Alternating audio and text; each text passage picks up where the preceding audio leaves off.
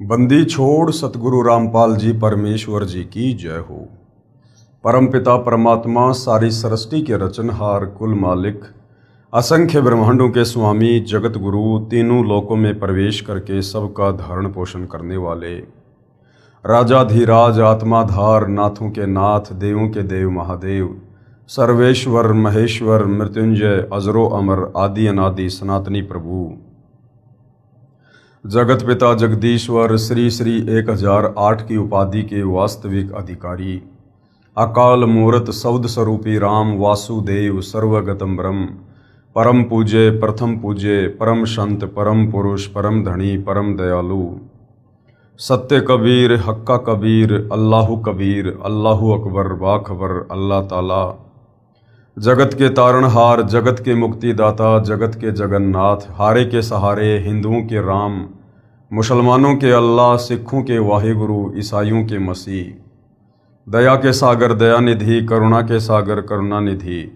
स्वयंभू परिभू संकट मोचन कष्ट हरण मंगल करण दुख भंजन अविगत कबीर निर्विकार निर्विषम परमात्मा अलय अलेख सतगुरु आदि अनादि सतगुरु असली मर्यादा पुरुषोत्तम असली राम असली कृष्ण असली घनश्याम असली मुरारी राजाओं के राजा महाराजाओं के महाराजा शहंशाहों के शहंशाह सम्राटों के सम्राट भगवानों के भगवान अल्लाहों के अल्लाह प्रभुओं के प्रभु मसीहाओं के मसीह सच्चे वाहिगुरु बाबाओं के बाबा पीरों के पीर सेठों के सेठ जगत सेठ सावड़सा सेठ सर्वगुण संपन्न अनंत कोटि कलाओं के स्वामी अनंत कोटि ब्रह्मांडों के नायक योगियों में महायोगी ध्यानियों में महाध्यानी सिद्धों में परम सिद्ध ज्ञानियों में तत्व ज्ञानी ब्रह्म ज्ञानी महाज्ञानी परम ज्ञानी सर्वश्रेष्ठ ज्ञानी विज्ञानी युवा कबीर समर्थ कबीर असमवात अमित ओजा सच्चे रहनुमा करीम अल्लाह सुभान अल्लाह दुनिया के अंतिम पैगंबर 8 सितंबर 1951 से गांव धनाना जिला सोनीपत हरियाणा भारतवर्ष की पावन भूमि पे प्रकट रियल कल की भगवान श्री नारायण साकार हरि श्री बाबा साहेब नूर अनंत परमात्मा सच्चे दरवेश सच्चे बाखबर संत श्रोमणी सतगुरु रामपाल जी परमेश्वर जी के चरण कमल में आप और हम सभी भाई बहनों का अनंत कोटि दंडवत प्रणाम। सत्साई भाई और बहनों, बहुत बड़ी दया बहुत बड़ी मेहर पूज्य गुरुदेव भगवान की परमेश्वर रामपाल जी की, जिनके शुभ आशीर्वाद से विशेष आशीर्वाद से उनके पवित्र सत्संगों का संग्रह पवित्र आध्यात्मिक पुस्तक ज्ञान गंगा के ऊपर वीडियो बनाने की श्रृंखला जारी है।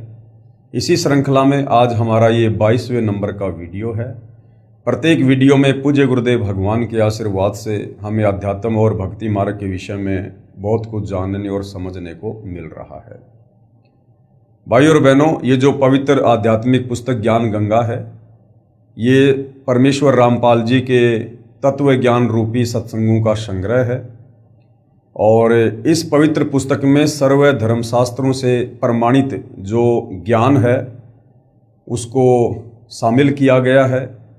अर्थात ये पुस्तक सर्व धर्मों के सर्व धर्मशास्त्रों से प्रमाणित है। इस पवित्र पुस्तक के अमृत ज्ञान में सुई की नोक रखने जितनी कमी भी निकालना नामुमकिन है, असंभव है। इस पवित्र पुस्तक को पढ़कर आप जी भक्ति और भगवान के विषय में वो सब कुछ जान सकते हैं, समझ सकते हैं जो आज से पहले सदियों से हमारे नादान धर्मगुरु हमें इन धर्म शास्त्रों से निकाल कर नहीं दे पाए।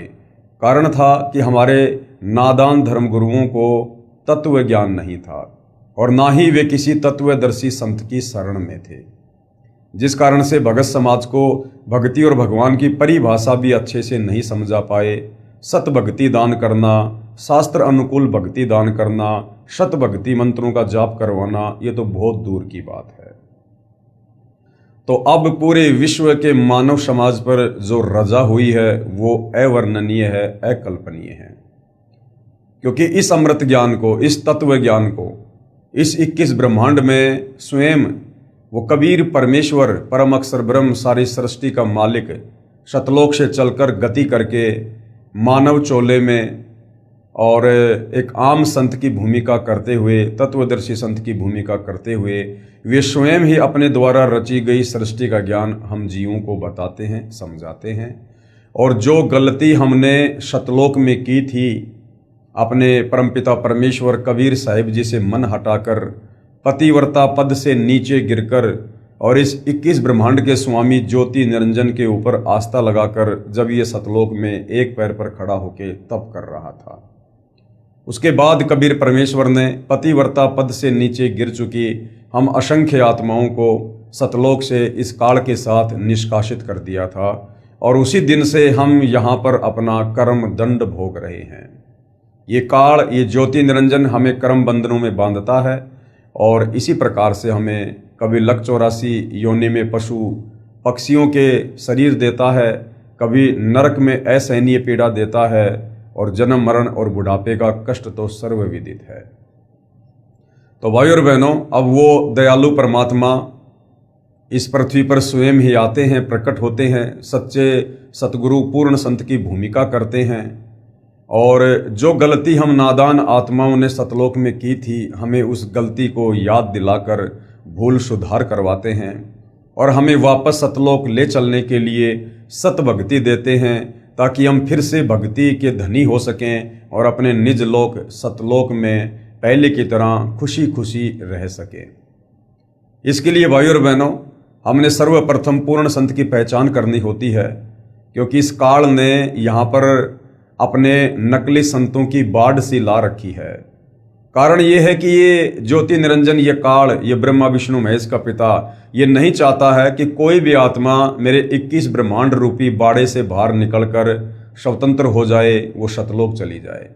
क्योंकि इसको प्रतिदिन 1 लाख मानव शरीरधारी आत्माओं के सूक्ष्म शरीर से निकली गंध खाने का, वासना खाने का श्राप लगा हुआ है। इस कारण से ये नहीं चाहता कि कोई भी आत्मा सत भक्ति करके, जब वो कबीर परमात्मा धरती पर आते हैं तो उनकी पहचान करके और सत भक्ति करके मेरे 21 ब्रह्मांड से बाहर ना निकल जाए। इसके लिए ये अपनी नकली संतों को समय समय पर पृथ्वी पर भेजता है और शास्त्रों के विरुद्ध साधना पर भगत समाज को आरूढ़ करवा देता है। जिस शास्त्र विरुद्ध साधना को करने के चलते हम जन्म मरण के चक्कर में रहते हैं, लक 84 योनियों में भटकते हैं और तपतशिला पर हम इसका आहार बनते हैं। तो भाइयों और बहनों, अब पूरे विश्व के मानव समाज पर रहम हुआ है कबीर परमेश्वर जी का। वैसे तो परमात्मा चारों युगों में आते हैं और रह रहकर इस पृथ्वी पर परमेश्वर हम आत्माओं को तत्व ज्ञान से सराबोर करते हैं, हमें सृष्टि रचना का ज्ञान करवाते हैं। इस काल का जो ये कर्म बंधन वाला जो घटिया कर्म है, इससे हमें परिचित करवाते हैं, हमें भक्ति और भगवान की असली परिभाषा से परिचित करवाते हैं। और समय समय पर परमात्मा हम आत्माओं को सत भक्ति देकर रिचार्ज करते हैं, जिस सत भक्ति के कारण हम यहाँ पर कुछ सुख का सांस लेते हैं। तो भाइयों और बहनों, आज पुनः वही कबीर परमेश्वर जी सतगुरु रामपाल जी के नाम से धरती पर प्रकट हैं और आप और हमें सौभाग्य से मनुष्य जन्म प्राप्त है, क्योंकि मनुष्य जन्म प्राप्त होना ही बड़ा दुर्लभ है। तत्वदर्शी संत भले यहाँ पर दिन में 50 बार आओ, लेकिन यदि हमें मनुष्य जन्म नहीं है तो हम उनकी सत भक्ति का फायदा नहीं उठा सकते, क्योंकि भक्ति केवल मनुष्य शरीर में ही हो सकती है, अन्य योनियों में नहीं। तो वर्तमान में आप और हमें मनुष्य जन्म भी है, ये कलयुग की पिछली पीढ़ी का यानी मोक्ष का प्राइम टाइम भी है, और साथ में कबीर परमात्मा स्वयं धरती पर सत भक्ति लेकर प्रकट हैं। तो भाइयों और बहनों, आज यदि हम फायदा उठा सकते हैं तो ये आप और हमारा परम सौभाग्य होगा। और यदि इस मनुष्य जन्म को हमने तत्वदर्शी संत की शरण के अभाव में शास्त्र अनुकूल भक्ति ना करके यदि बर्बाद कर दिया, तो ये शरीर छूटने के बाद लंबे समय के लिए ये काल हमें फिर से लक 84 योनि में डाल देगा और हम यहाँ पर असहनीय पीड़ाओं का सामना करते रहेंगे। तो भाइयों और बहनों, आज मौका है, यदि फायदा उठाया जा सके तो अवश्य उठाना चाहिए।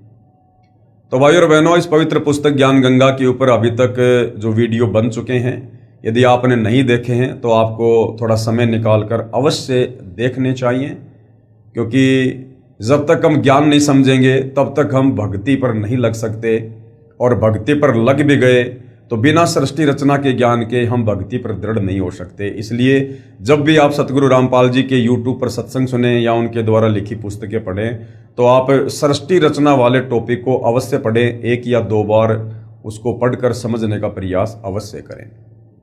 तो भाई और बहनों, आज इस पवित्र पुस्तक में वीडियो नंबर 22 में हमें सतगुरु रामपाल जी परमेश्वर जी ने समझाया है कि किस प्रकार से प्रथम सतयुग में कबीर परमेश्वर आप और हम आत्माओं को पुनः सतलोक के विषय में बताने के लिए, समझाने के लिए, हमें सतलोक ले चलने के लिए स्वयं ही अपने पुत्र जोगजीत के रूप में प्रकट हुए और किस प्रकार से इस काल के 21 ब्रह्मांड में सर्वप्रथम कबीर परमेश्वर की काल से वार्ता हुई, भेंट हुई, क्या क्या बातचीत हुई, इस संदर्भ के विषय में हम विस्तार से जानकारी प्राप्त करेंगे।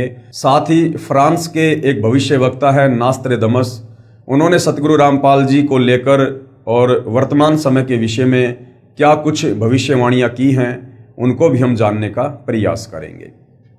तो भाई और बहनों, हम चलते हैं पवित्र पुस्तक ज्ञान गंगा के अंदर और आज का हमारा जो टॉपिक है वो है कबीर साहिब जी की काल से वार्ता।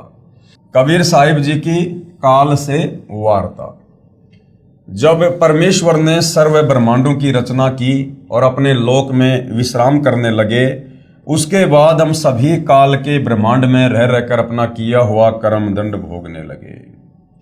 कुरान शरीफ और बाइबल में जो प्रकरण आता है सूरत फुरकान 25 आयत नंबर 52 से 59 में कि उस परमेश्वर ने 6 दिन में सृष्टि रची और 7वें दिन तख्त पर जाकर विश्राम किया।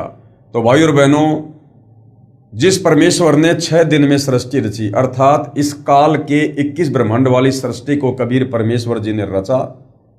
आप और हमारे लिए कबीर परमेश्वर ने जो भी सुख सुविधा यहाँ पर उपलब्ध करवानी थी वो परमेश्वर ने 6 दिनों में की और 7वें दिन कबीर परमेश्वर वापस सतलोक में अपने सिंहासन पर जाकर विराजमान हुए।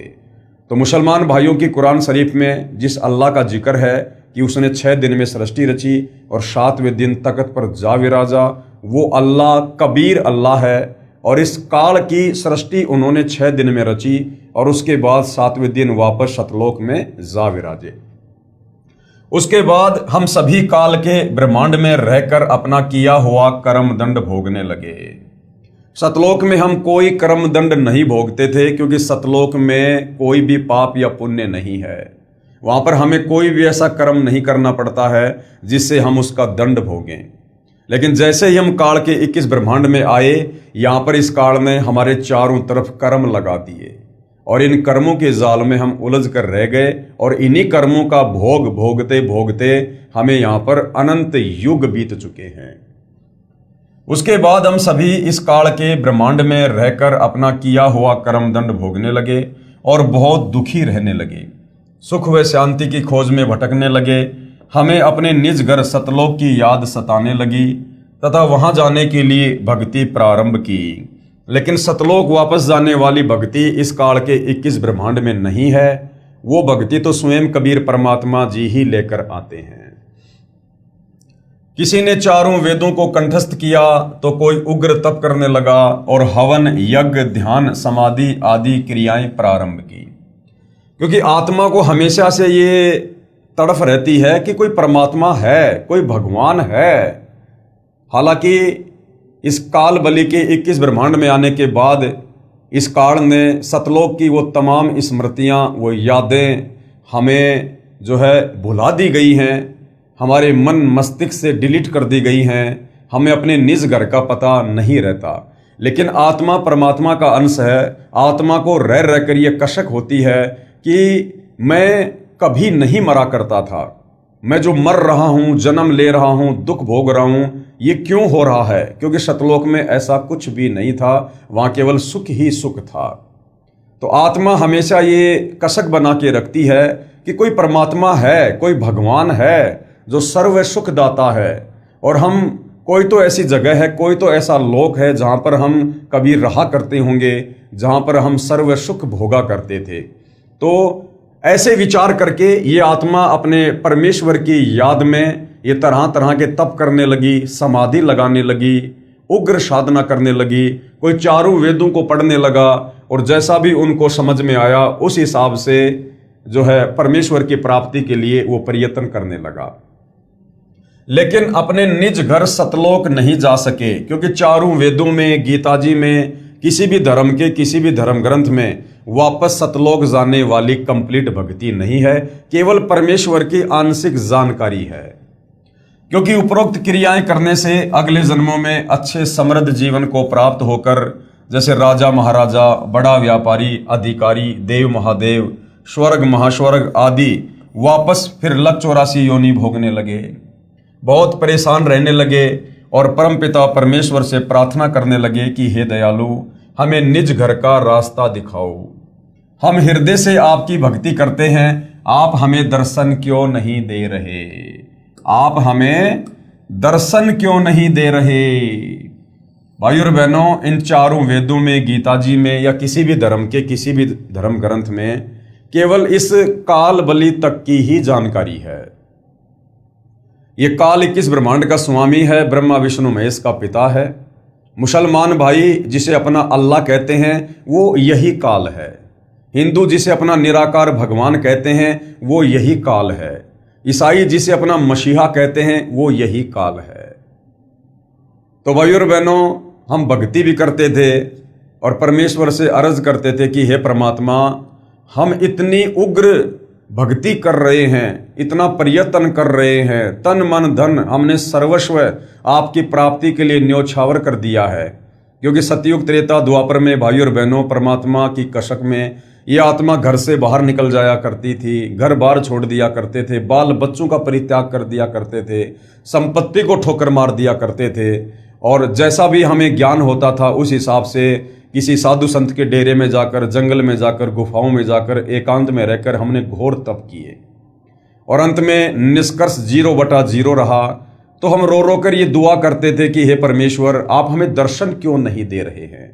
वेदों में लिखा है कि आप साकार हैं, आपका तेजोमय शरीर है, आप नर आकार में है और आपकी प्राप्ति का ये ओम मंत्र है, फिर आप हमें दर्शन क्यों नहीं दे रहे?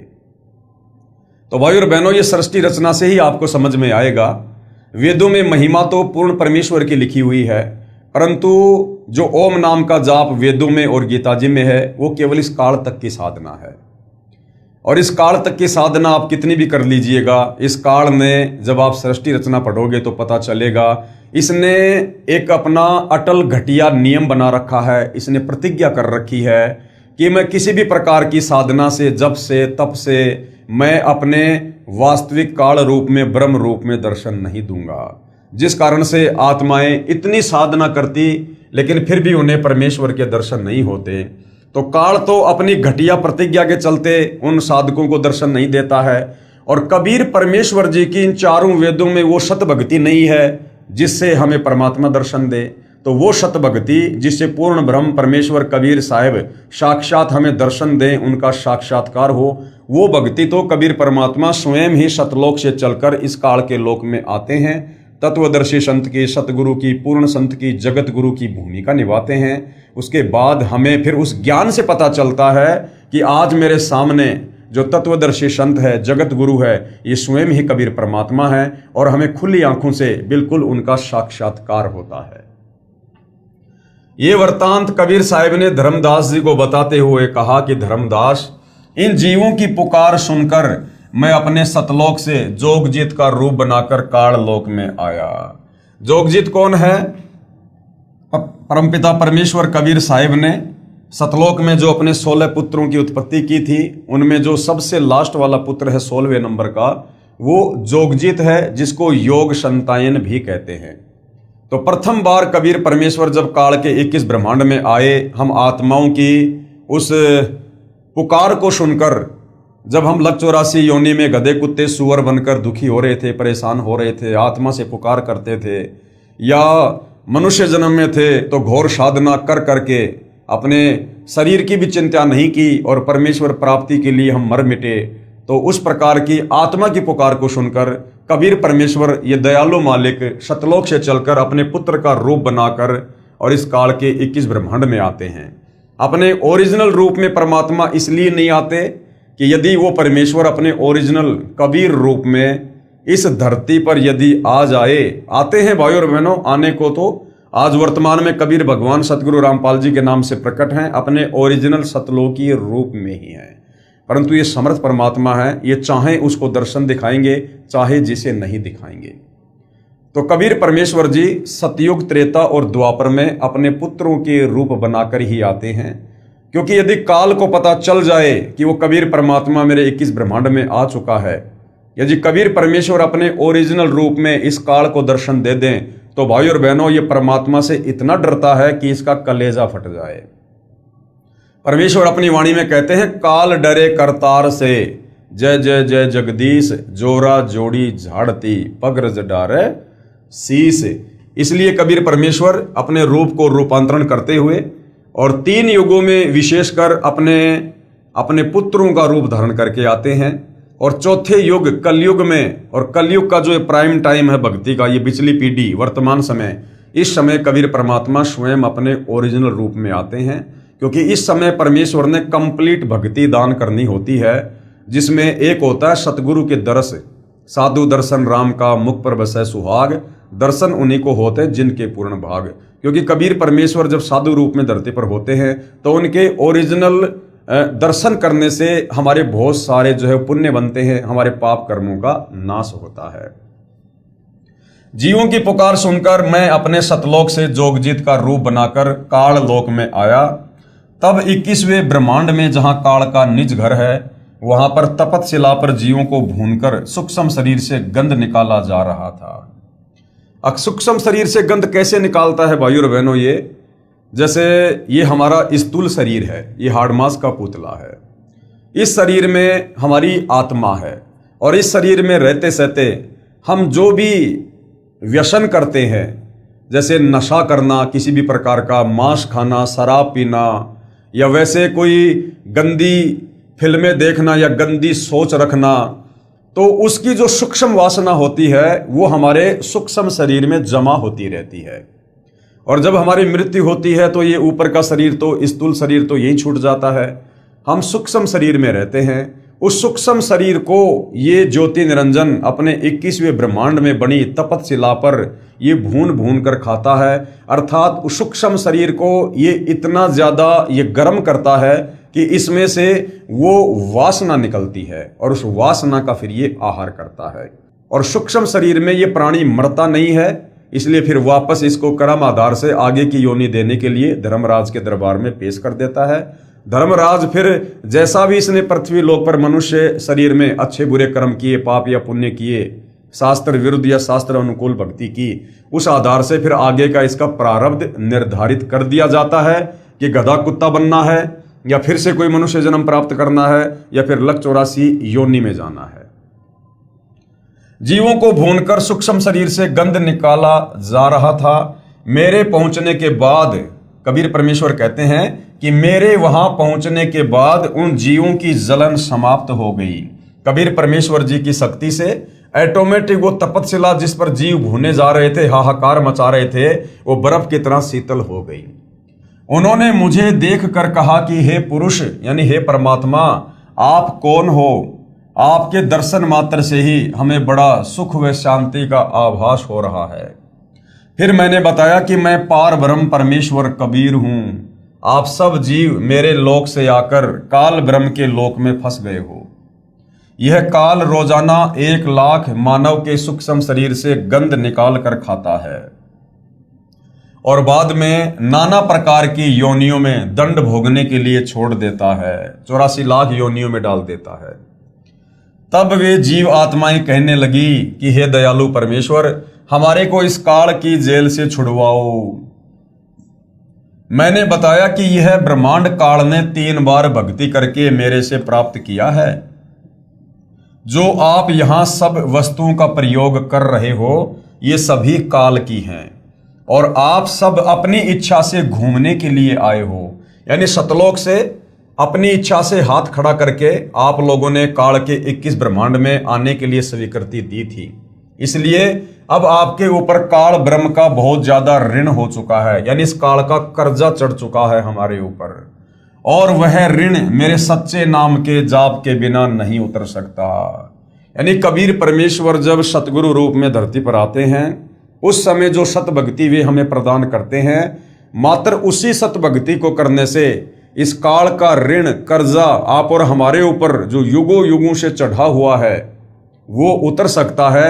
अन्यथा यहाँ चारों वेदों की साधना, गीता की साधना, कुरान शरीफ, कुरान मजीद की साधना, चाहे श्री गुरु ग्रंथ साहिब का पाठ करते रहो, चाहे बाइबल का अध्ययन करते रहो, हम कभी भी इस काल का कर्जा नहीं उतार सकते।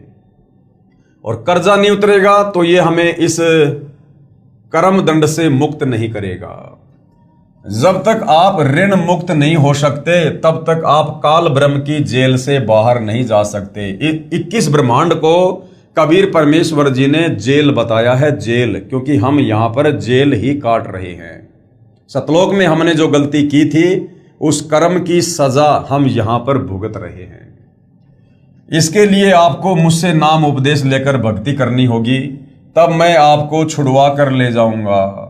हम ये वार्ता कर ही रहे थे कि वहां पर काल ब्रह्म प्रकट हो गया, उसका समय हो गया था। उसने समय निर्धारित कर रखा है कि इस समय तक वो आत्माएं तपस्या पर जो है अपने सूक्ष्म शरीर की वासना को छोड़ चुकी होंगी, तो वो अपना आहार करने के लिए आया और उसने बहुत ही क्रोधित होकर मेरे ऊपर हमला बोला। क्या कह रहे हैं कबीर परमात्मा जी कि जब उस काल ने मुझे तपस्या पर देखा तो मेरे ऊपर गुस्से में आकर हमला बोल दिया, क्योंकि वो समझ नहीं पाया भाई और बहनों कि ये कबीर भगवान है। उसने देखा ये मेरा भाई जोगजीत है, क्योंकि कबीर परमात्मा जोगजीत जी का रूप बनाकर वहां पर प्रकट थे और जोगजीत के रूप में ही कबीर परमात्मा ने सतलोक से इस काल को श्राप देकर 21 ब्रह्मांड सहित सतलोक से 16 संकोश की दूरी पर निष्कासित किया था। तो काल ने सोचा कि आज ये जोगजीत आ गया और आज मैं अपना वो बदला लूंगा। तो जोगजीत को देखकर बड़ा क्रोधित हुआ और मेरे ऊपर हमला बोला। मैंने अपनी शब्द शक्ति से उसको मूर्छित कर दिया। कबीर परमेश्वर जो सर्वशक्तिमान परमात्मा है, उसके आगे भला किसकी क्या बिसात है। फिर कुछ समय बाद वह होश में आया। थोड़ी देर बाद काल होश में आया तो काल ने देखा भैया इसके पास तो कोई परमात्मा के द्वारा दी गई जबरदस्त शक्ति है और ये लड़ाई झगड़ा करके बात बनेगी नहीं। फिर इस काल ने चापलूसी करनी शुरू कर दी।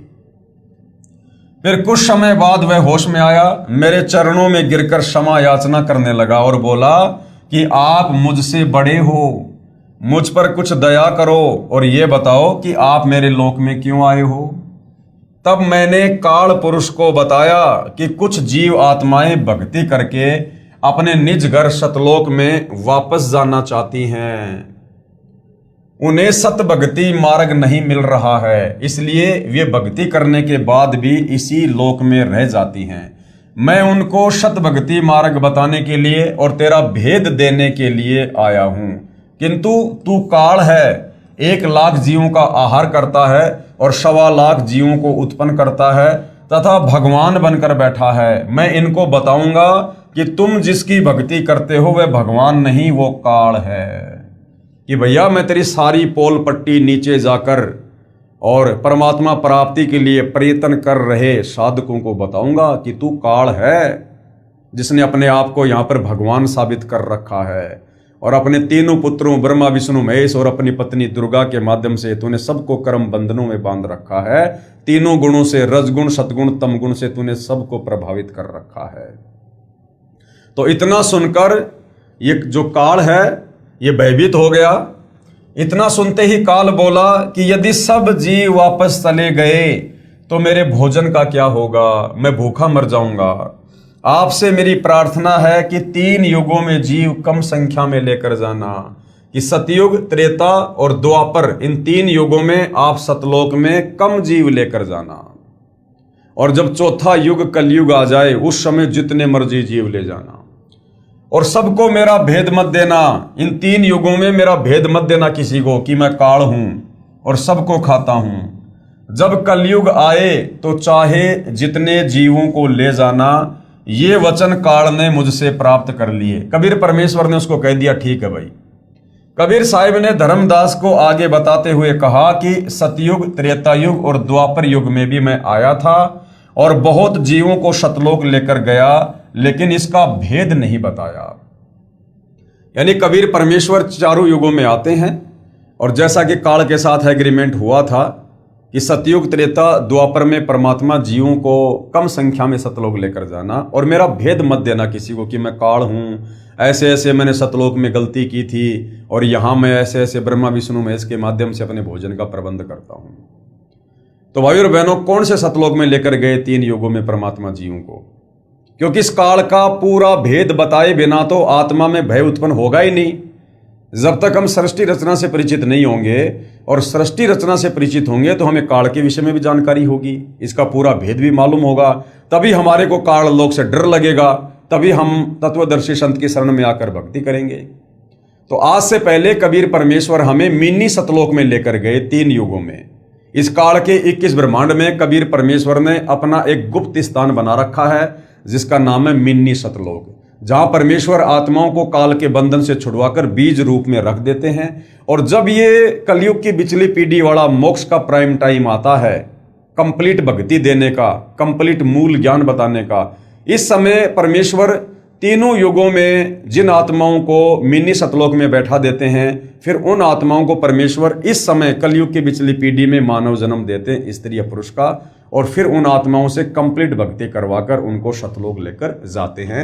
अन्यथा काल का भेद बताए बिना भाई और बहनों हमारी आत्मा कभी भी सतलोक जाने को तैयार नहीं होगी, क्योंकि भय बिना भक्ति नहीं होती।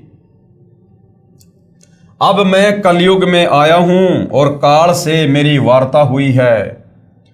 काल ब्रह्म ने मुझसे कहा कि अब आप चाहे जितना जोर लगा लेना, आपकी बात कोई नहीं सुनेगा।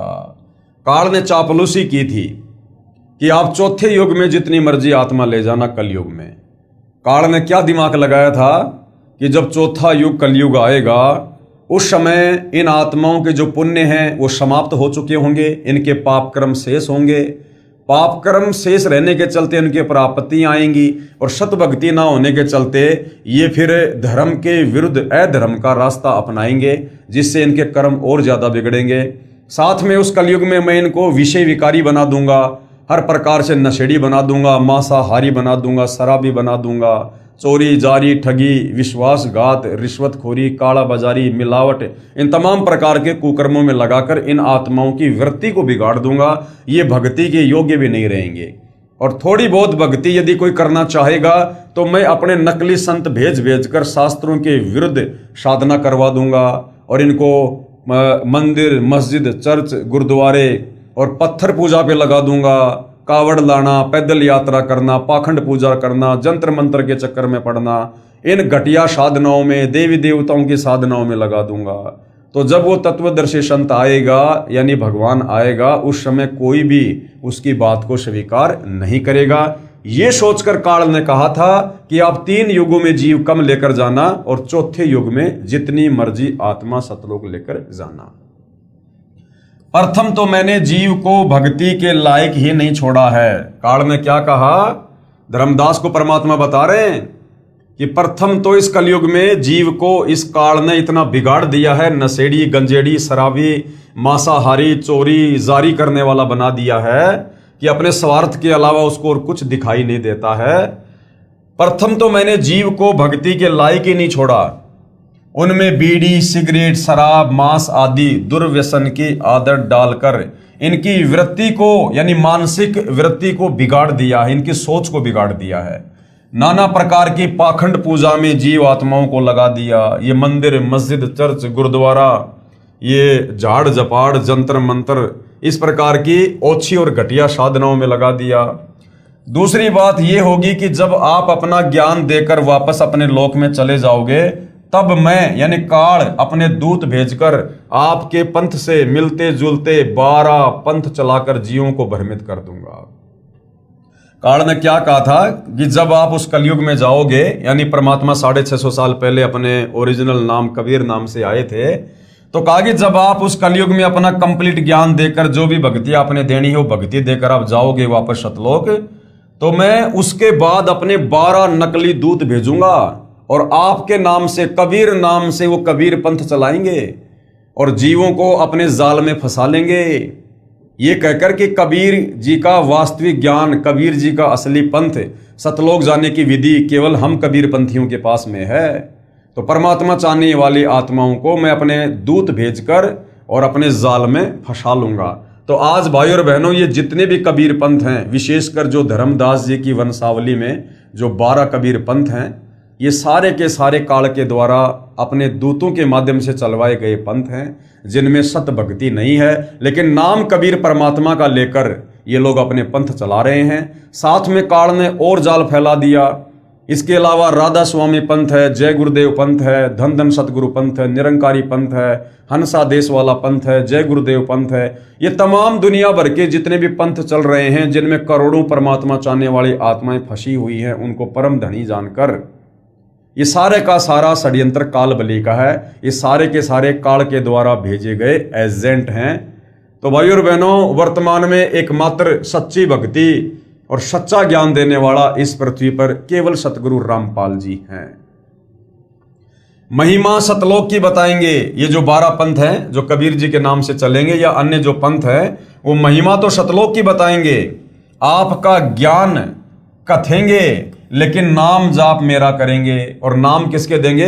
काल के, जिसके परिणाम स्वरूप मेरा ही भोजन बनेंगे।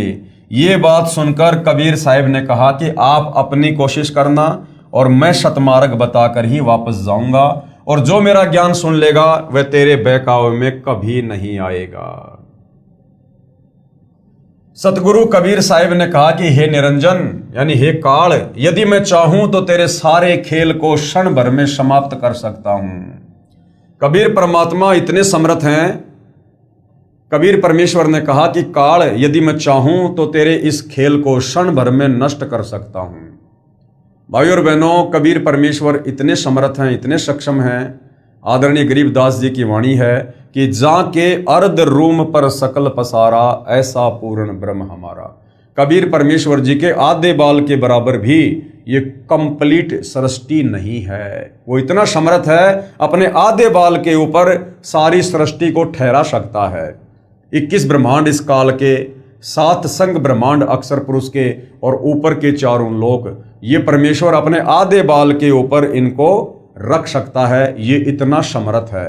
लेकिन कबीर परमेश्वर जी की वाणी है कि भाई, अनंत कोटि बाजी जहां और मैंने रचे सकल ब्रह्मांड, गरीबदास मैं क्या करूं यो काल करे जीव खंड।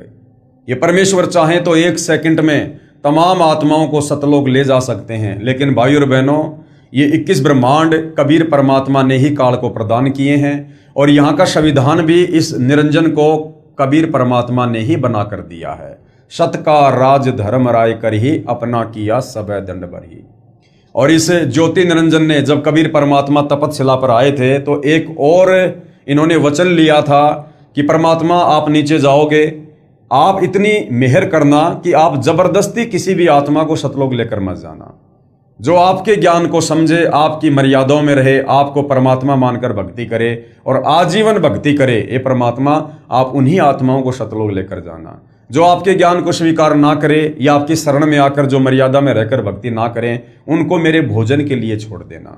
तो भाई और बहनों, ये वचन कबीर परमात्मा का दिया हुआ है, इसलिए कबीर परमेश्वर को रह रहकर अपना वचन याद आ जाता है, जिस कारण से परमेश्वर फिर इस काल के 21 ब्रह्मांड को नहीं छेड़ते हैं और अपने विधि विधान अनुसार हम आत्माओं को नीचे तत्वदर्शी संत के रूप में प्रकट होकर हमें ज्ञान से परिचित करवाते हैं, हमें सृष्टि रचना से परिचित करवाते हैं। और जो जो आत्मा तत्वदर्शी संत के रूप में प्रकट कबीर भगवान की वाणियों पर, वचनों पर, ज्ञान पर, सत्संग पर विश्वास कर लेती है और आजीवन मर्यादा में रहकर गुरु को परमेश्वर मानकर भक्ति करती है, उन्हीं आत्माओं को परमात्मा सतलोक लेकर जाते हैं।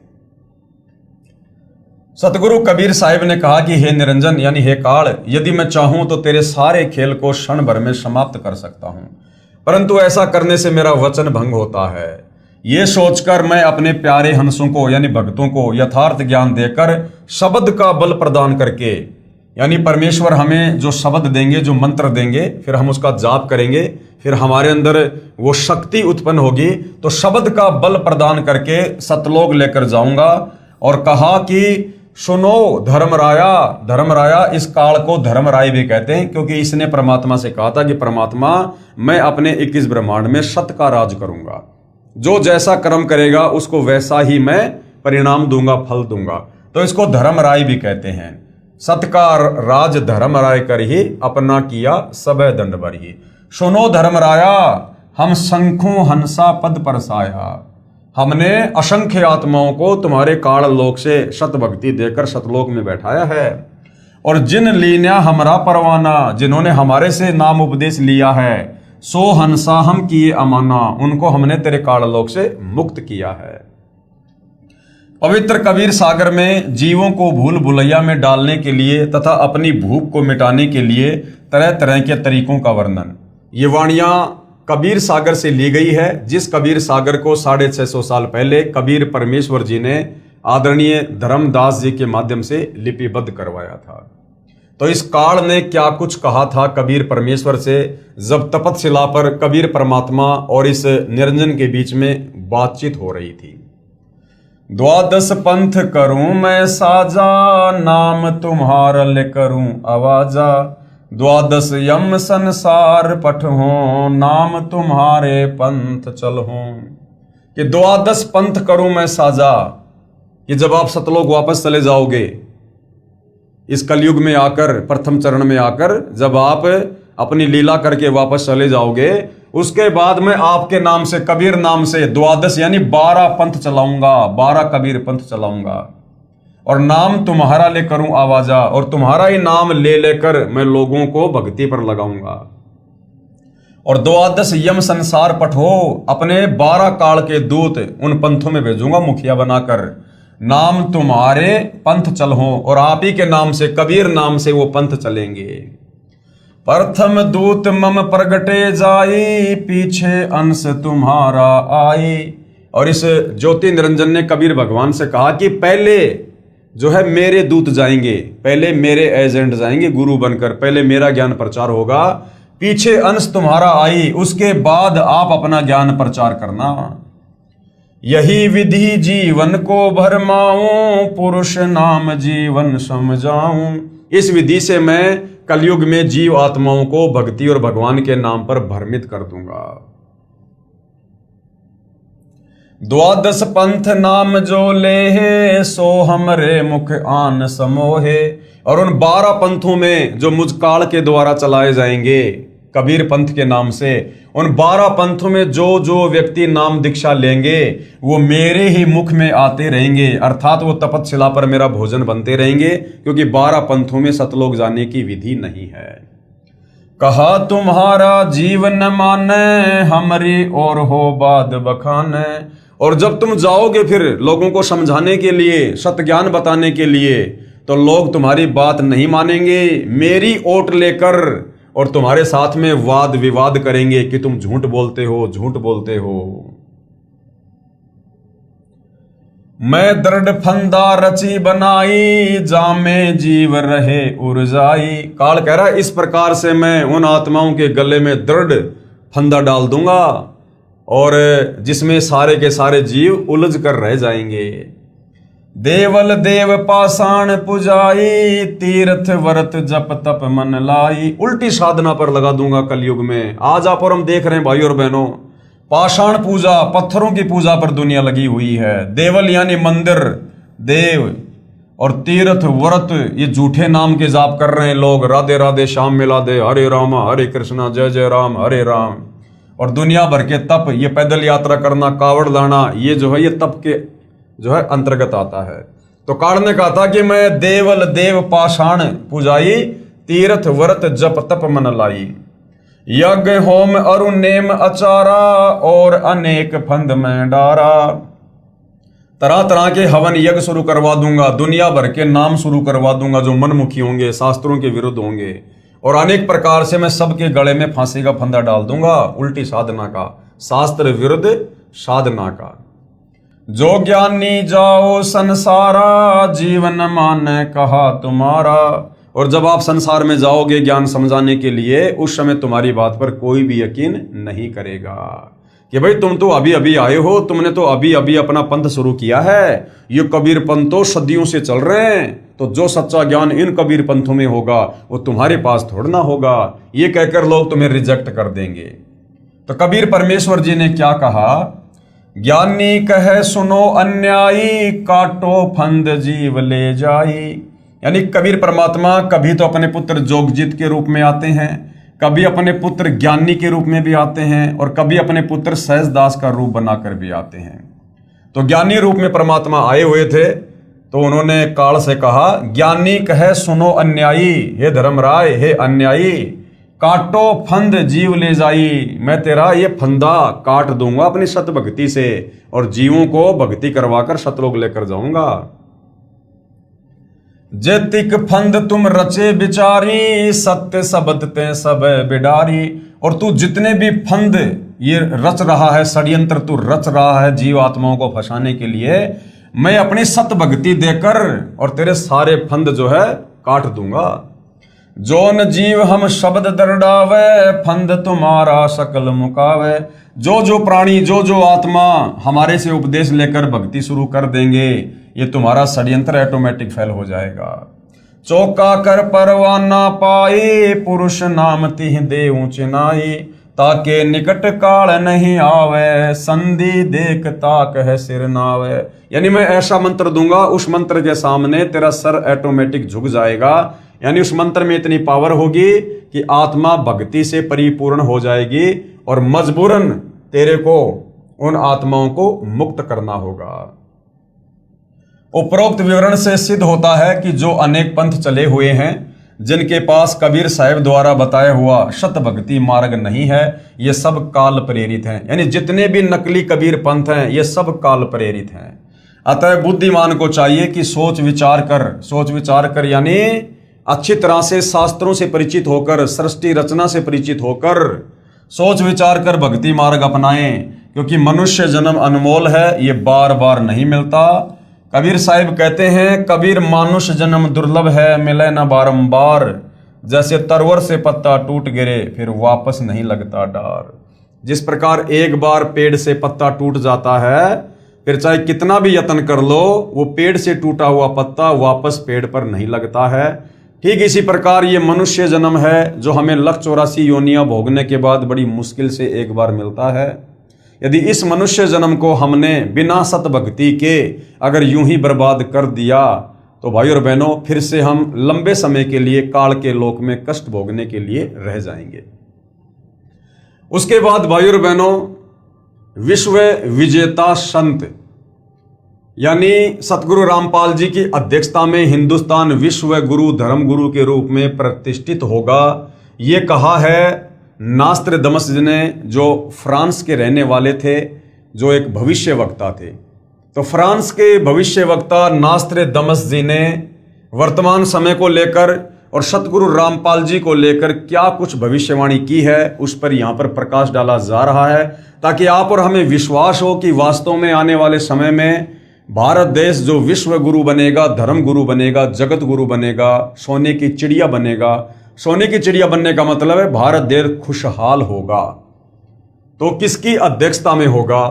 नास्त्रदमस जी ने क्या कुछ कहा है। विश्व विजेता संत यानी अपने आध्यात्मिक ज्ञान के चलते और अपनी अद्भुत शक्ति के चलते जो है भारत सतगुरु रामपाल जी के माध्यम से विश्व विजेता होगा। सतगुरु रामपाल जी महाराज की अध्यक्षता में हिंदुस्तान विश्व धर्मगुरु के रूप में प्रतिष्ठित होगा। सतगुरु रामपाल जी के विषय में नास्त्रदमस की भविष्यवाणी। फ्रेंच, जिसको फ्रांस भी कहते हैं, फ्रांस देश के नास्त्रदमस नामक प्रसिद्ध भविष्य वक्ता ने सन ईस्वी 1555 में 1000 श्लोकों में भविष्यवाणी की सांकेतिक सत्य भविष्यवाणियां लिखी हैं। 100 श्लोकों के 10 शतक बनाए हैं, जिनमें से अब तक सभी सिद्ध हो चुकी हैं। हिंदुस्तान में सत्य हो चुकी भविष्यवाणियों में से नास्त्रदमस ने अभी तक जो जो भविष्यवाणियां की थी वो सच साबित हुई हैं, और भारत देश को लेकर नास्त्रदमस ने क्या क्या भविष्यवाणियां की थी वो भी सच हुई हैं, और वर्तमान समय के लिए जो भविष्यवाणियां उन्होंने की हुई हैं जो सतगुरु रामपाल जी पर ही सटीक उतरती हैं वो भी सच होंगी। तो भारत देश के विषय में उन्होंने लगभग 400-500 साल पहले क्या क्या भविष्यवाणियां की थी। नंबर 1, उन्होंने इंदिरा गांधी जी को लेकर भविष्यवाणी की। भारत की प्रथम महिला प्रधानमंत्री बहुत प्रभावशाली व कुशल होगी। यह संकेत स्वर्गीय श्रीमती इंदिरा गांधी की ओर है तथा उनकी मृत्यु निकटतम रक्षक द्वारा होना लिखा है, जो सत्य हुई। यानी नास्त्रदामस जी ने कहा था कि भारत की जो प्रथम महिला होगी प्रधानमंत्री, वो बहुत ही ज्यादा प्रभावशाली होगी और वो विवेकी होगी, और उसकी मृत्यु उसके बॉडीगार्ड के द्वारा होगी, उसके निकटतम अंगरक्षक के द्वारा होगी। और भाई और बहनों, ऐसा ही हुआ। इंदिरा गांधी जी की हत्या उनके बॉडीगार्ड के द्वारा ही हुई।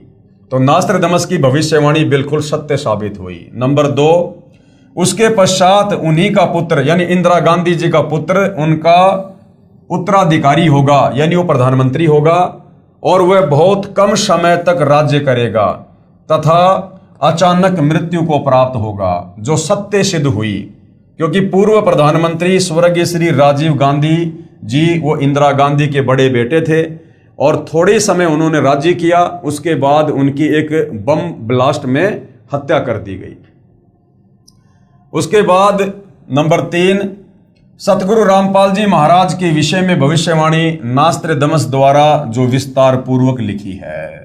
ये 2 बातें इसलिए बताई है क्योंकि जो उन्होंने भारत को लेकर भविष्यवाणी की थी वो पहले सत्य साबित हो चुकी है। तो आगामी समय के लिए यानी वर्तमान समय के लिए जो भविष्यवाणियां नास्त्रदामस जी ने कर रखी हैं भारत में प्रकट एक संत के लिए, वो सतगुरु रामपाल जी के ऊपर हैं, और ये भविष्यवाणियां भी बिल्कुल सत्य ही साबित होंगी।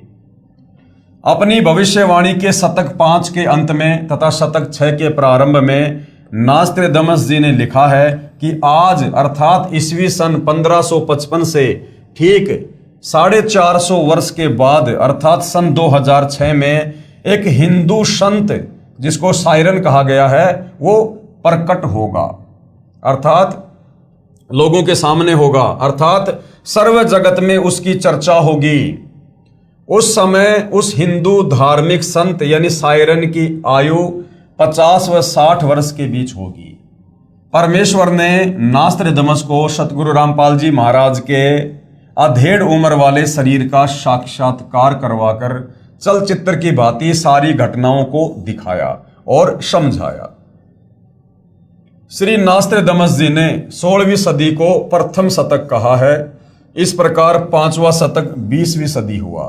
नास्त्रदामस जी ने कहा है कि वह धार्मिक हिंदू नेता अर्थात संत सायरन 5वें शतक के अंत के वर्ष में अर्थात सन ईस्वी 1999 में घर घर सत्संग करना त्याग कर अर्थात चौखटों को लांग कर बाहर आएगा। अर्थात सन 1999 में सतलोक आश्रम करोथा बनकर तैयार हो गया था और पहले सन 1994 से 1999 तक सतगुरु रामपाल जी गांव-गांव जाकर सतग्रंथ साहिब का पाठ किया करते थे, सत्संग किया करते थे। लेकिन 1999 में उन्होंने गांव-गांव जाकर सत्संग करना छोड़कर और सतलोक आश्रम करोथा में बैठकर सत्संग करना शुरू कर दिया था, जो बिल्कुल सत्य साबित हो रही भविष्यवाणी में लिखा है। 5वें शतक के अंत के वर्ष में अर्थात सन ईस्वी 1999 में घर घर सत्संग करना त्याग कर अर्थात चौखटों को लांग कर बाहर आएगा तथा अपने अनुयायियों को शास्त्र विधि अनुसार भक्ति मार्ग बताएगा। अर्थात 1999 में सतलोक आश्रम करोथा खुल गया। उसके बाद सन 2001 से सतगुरु रामपाल जी ने धर्म शास्त्रों को खोल खोल कर लोगों को ज्ञान समझाना शुरू किया। उस महान संत के बताए मार्ग से अनुयायियों को अद्वितीय आध्यात्मिक और भौतिक लाभ होगा। उस तत्वदृष्टा हिंदू संत के द्वारा बताए शास्त्र प्रमाणित तत्व ज्ञान को समझकर परमात्मा चाहने वाले श्रद्धालु ऐसे अचंभित होंगे जैसे कोई गहरी नींद से जागा हो। क्योंकि इन देवी देवताओं के विषय में, काल के विषय में, धर्मशास्त्रों के विषय में जो अद्भुत ज्ञान वर्तमान में सतगुरु रामपाल जी ने सन 1994 से देना शुरू किया है, ये ज्ञान आज से पहले सदियों पहले हमारे किसी भी धर्म गुरु ने समाज को नहीं दिया, जो हमारे धर्मशास्त्रों में छुपा हुआ था और जिसके विषय में आत्मा सदियों से जानना चाहती थी लेकिन कोई बता नहीं पा रहा था। तो जैसे ही अब सतगुरु रामपाल जी ने सन 1994 में अपने यथार्थ 13वें कबीर पंथ की शुरुआत की, 1999 में सतलोक आश्रम करोथा खुला और सन 2001 से जैसे ही सतगुरु रामपाल जी ने गीता, वेद, कुरान, पुराण, बाइबल, गुरु ग्रंथ साहिब इनसे सृष्टि रचना को प्रमाणित किया, तत्व ज्ञान को जो है वो प्रमाणित किया, इन शास्त्रों को दिखा दिखाकर उन्होंने लोगों को समझाना शुरू किया, तो अपने ही धर्मशास्त्रों में छुपे गूढ़ रहस्य को देखकर लोग दांतों तले उंगली दबाने लगे कि ऐसा निर्मल ज्ञान हमारे धर्मशास्त्रों में, हमारे घर में, और ये हमारे घर के मुखिया अर्थात ये धर्म गुरु हमें निष्कर्ष निकालकर नहीं बता पाए, नहीं समझा पाए। उस तत्वदृष्टा हिंदू संत द्वारा सन 1999 में चलाई आध्यात्मिक क्रांति ईस्वी सन 2006 तक चलेगी। तब तक बहुसंख्या में परमात्मा चाहने वाले भगत तत्व ज्ञान समझकर अनुयायी बनकर सुखी हो चुके होंगे। उसके पश्चात उस स्थान की चौखट से भी बाहर लांघेगा। उसके पश्चात 2006 से स्वर्ण युग का प्रारंभ होगा, अर्थात 2006 में करोथा कांड हो जाता है और सतगुरु रामपाल जी 21 महीने के लिए जेल में चले जाते हैं। नोट: प्रिय पाठक जन, कृपया पढ़ें निम्न भविष्यवाणी जो फ्रांस देश के वासी श्री नास्त्रदमस ने की थी, जिसके विषय में मद्रास के एक ज्योतिषा शास्त्री के.एस. कृष्णामूर्ति ने कहा है कि श्री नास्त्रदमस जी द्वारा सन 1555 में लिखी भविष्यवाणियों का यथार्थ अनुवाद सन 1998 में महाराष्ट्र में एक ज्योतिष शास्त्री करेगा। वह ज्योतिष शास्त्री नास्त्रदमस की भविष्यवाणियों का सांकेतिक भाषा का स्पष्टीकरण करके उसमें लिखित भविष्य घटनाओं का अर्थ देकर अपना भविष्य ग्रंथ प्रकाशित करेगा, जो ऐसा ही हुआ। उसी ज्योतिषा शास्त्री द्वारा यथार्थ अनुवादित की गई पुस्तक से अनुवादकर्ता के शब्दों में पढ़िए। पेज नंबर 32 और 33 पर, ठहरो, स्वर्ण युग अर्थात राम राज्य आ रहा है। एक अधेड़ उम्र का औदार्य यानी उदार अजोड़ महासत्ता अधिकारी भारत ही नहीं सारी पृथ्वी पर स्वर्ण युग लाएगा और अपने सनातन धर्म का पुनरुत्थान करके यथार्थ भक्ति मार्ग बताकर सर्वश्रेष्ठ हिंदू राष्ट्र बनाएगा। तत्पश्चात ब्रह्मदेश यानी जिसको बांग्लादेश कहते हैं, ब्रह्मदेश पाकिस्तान, बांग्ला, श्रीलंका, नेपाल, तिब्बत, अफगानिस्तान, मलाया आदि देशों में वही सार्वभौम धार्मिक नेता होगा। क्योंकि भाइयों और बहनों, ये जितने भी देश हैं ये सब आज से लगभग 600 साल पहले भारत देश के ही हिस्से थे, जो आगे चलकर टुकड़ों में बट गए। अब दोबारा सतगुरु रामपाल जी की अध्यक्षता में पूरा विश्व एक होगा और ये जितने भी टुकड़े जो भारत से अलग हुए थे, जो अलग अलग देश बन चुके हैं, ये पुनः भारत में शामिल होंगे। सत्ताधारी चांडाल चौकड़ियों पर उसकी सत्ता होगी। वह नेता यानी सायरन दुनिया को अधाप मालूम होना है, बस देखते रहो। फिर पेज नंबर 40 पर लिखा है, ठहरो, राम राज्य अर्थात स्वर्ण युग आ रहा है, यानी सतयुग जैसा समय आ रहा है। जून 1999 से 2006 तक चलने वाली उत्क्रांति में स्वर्ण युग का उत्थान होगा। हिंदुस्तान में उदयन होने वाला तारणहार सायरन दुनिया में सुख समृद्धि व शांति प्रदान करेगा। नास्त्रदमस जी ने निसंदेह कहा है कि प्रकट होने वाला सायरन यानी वो संत अभी ज्ञात नहीं है, लेकिन वह क्रिश्चियन अथवा मुसलमान हरगिज नहीं होगा, वो हिंदू ही होगा। और मैं नास्त्रदमस उसका अभी छाती ठोककर गर्व करता हूं, क्योंकि उस दिव्य स्वतंत्र सूर्य सायरन का उदय होते ही सारे पहले वाले विद्वान कहलाने वाले महान नेताओं को निष्प्रभ होकर उनके सामने नम्र बनना पड़ेगा। यानी वर्तमान में जितने भी आचार्य, शंकराचार्य, किसी भी धर्म के धर्मगुरु जो अपने आप को विद्वान साबित करके लोगों को भक्ति के नाम पर उलझा कर बैठे हैं, और जितने भी ये राजनीतिक नेता हैं जिनकी प्रभुता बनी हुई है, इन सब ने आने वाले कुछ ही समय में 2028 के बाद सतगुरु रामपाल जी के चरणों में नतमस्तक होना पड़ेगा, क्योंकि आने वाला समय युग परिवर्तन का है।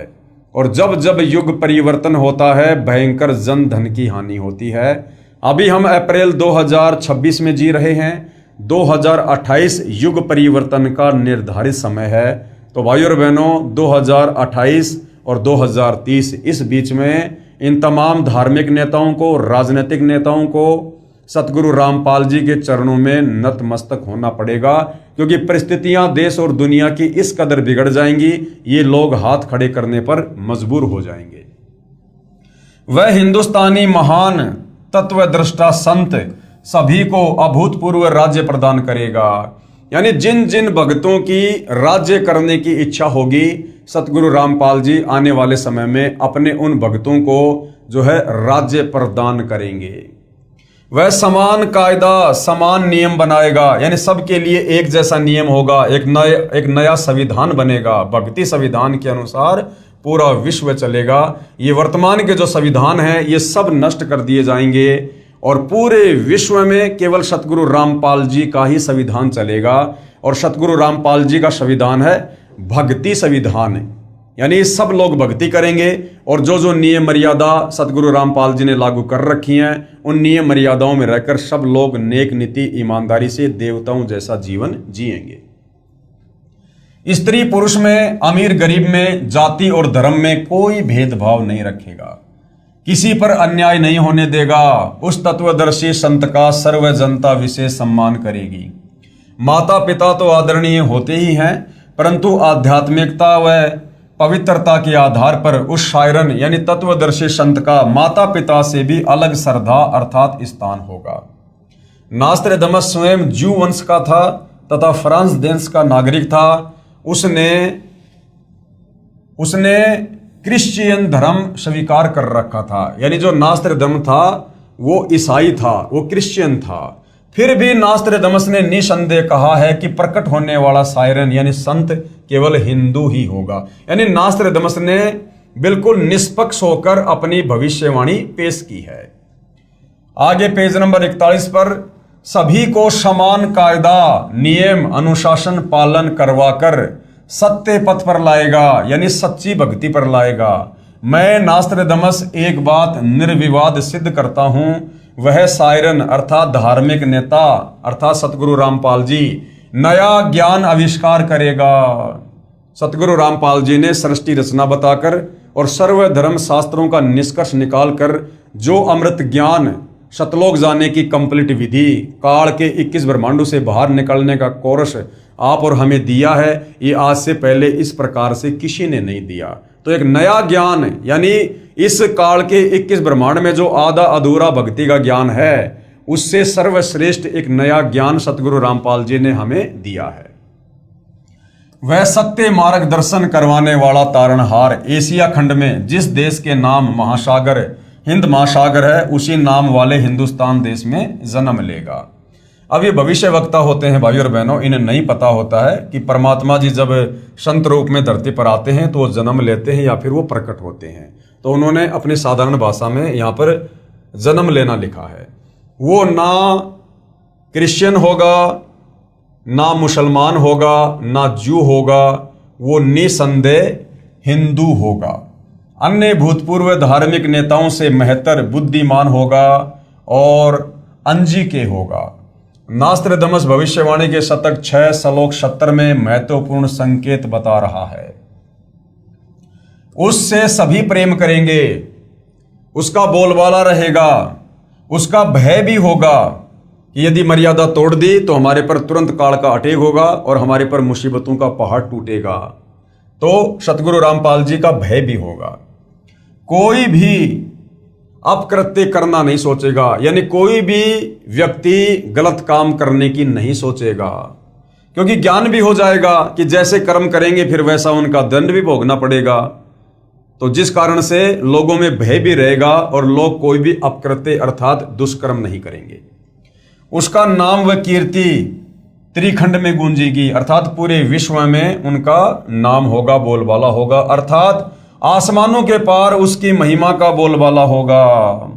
देवी देवता भी इस समय धरती पर मनुष्य जन्म प्राप्त करने के लिए परमात्मा से अरदास करेंगे, क्योंकि ऐसा सुअवसर युगों युगों बाद नसीब होता है। और देवलोक में बैठे देवता लोग उस देव शरीर में मुक्ति प्राप्त नहीं कर सकते।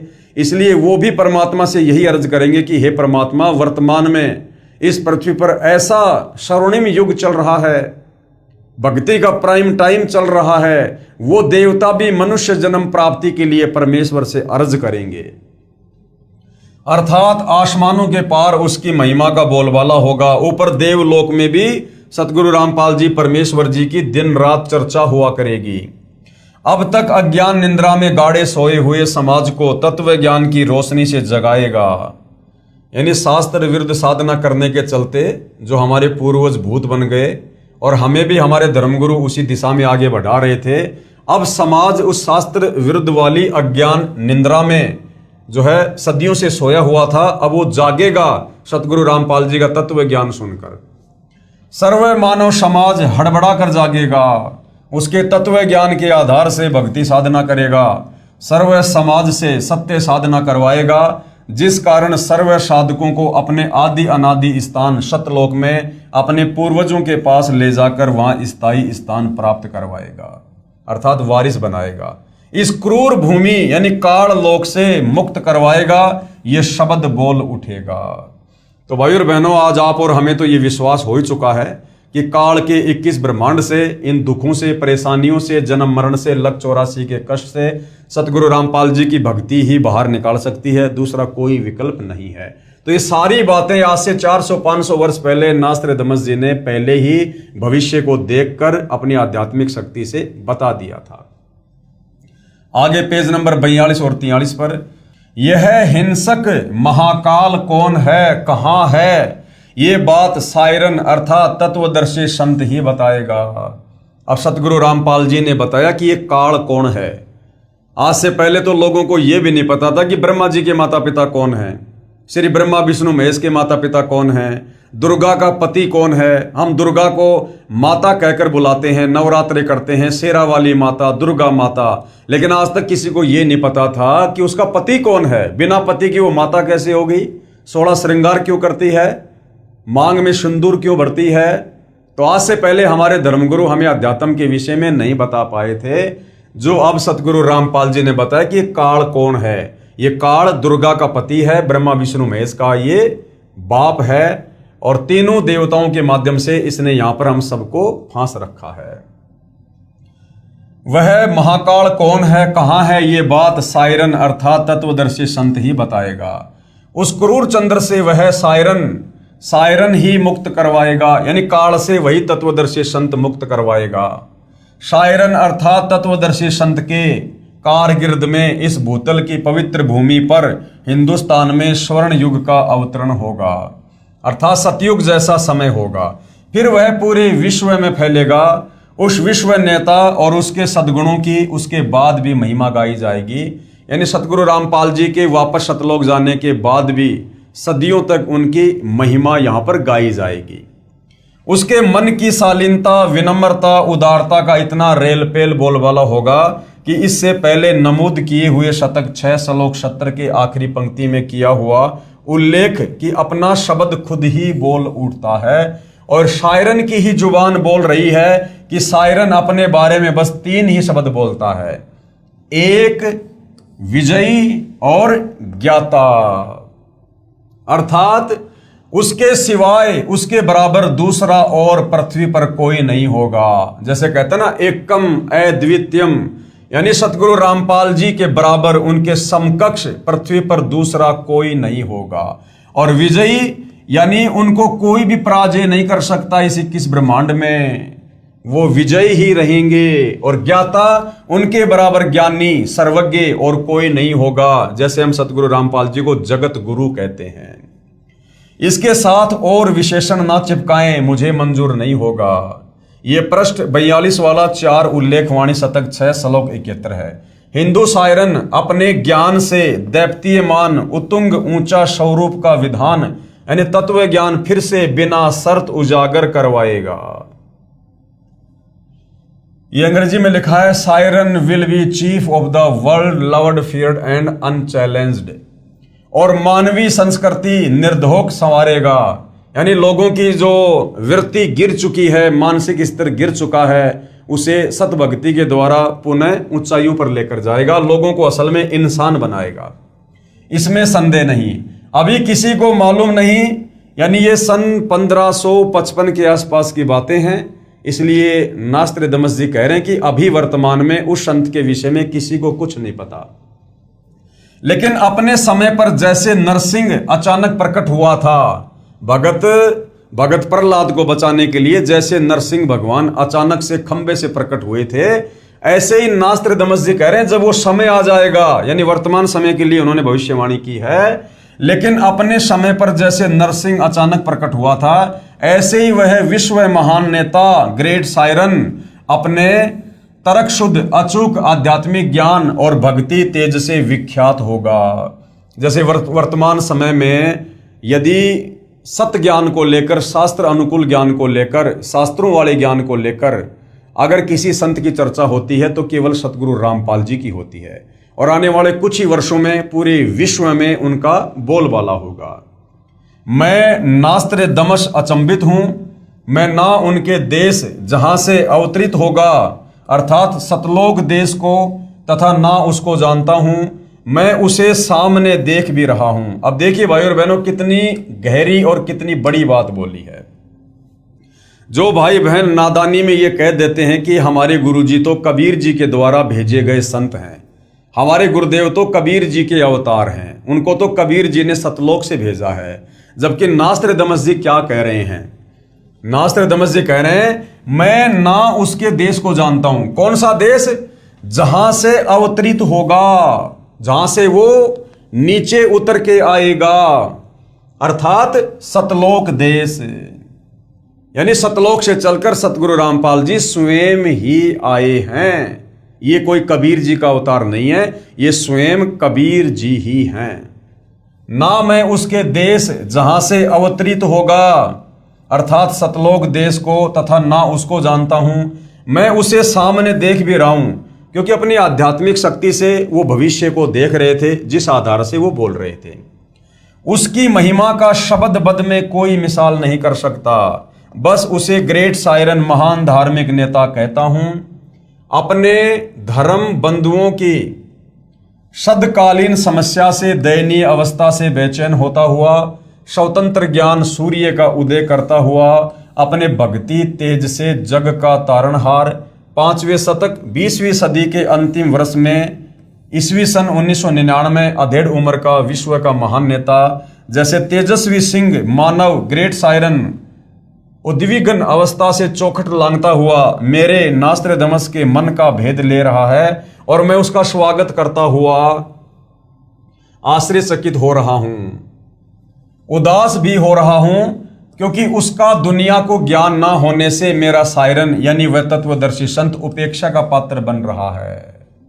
नास्त्रदमस जी सन 1555 में, सन 2006 और सन 2014 वाला जो दृश्य है वो ज्यों का त्यों देख रहे थे, क्योंकि भाई और बहनों जिनके पास में पूर्व जन्म की आध्यात्मिक शक्ति होती है, जिनकी भक्ति वाली बैटरी चार्ज होती है, उनको परमेश्वर इस प्रकार के दृश्य दिखवा देते हैं।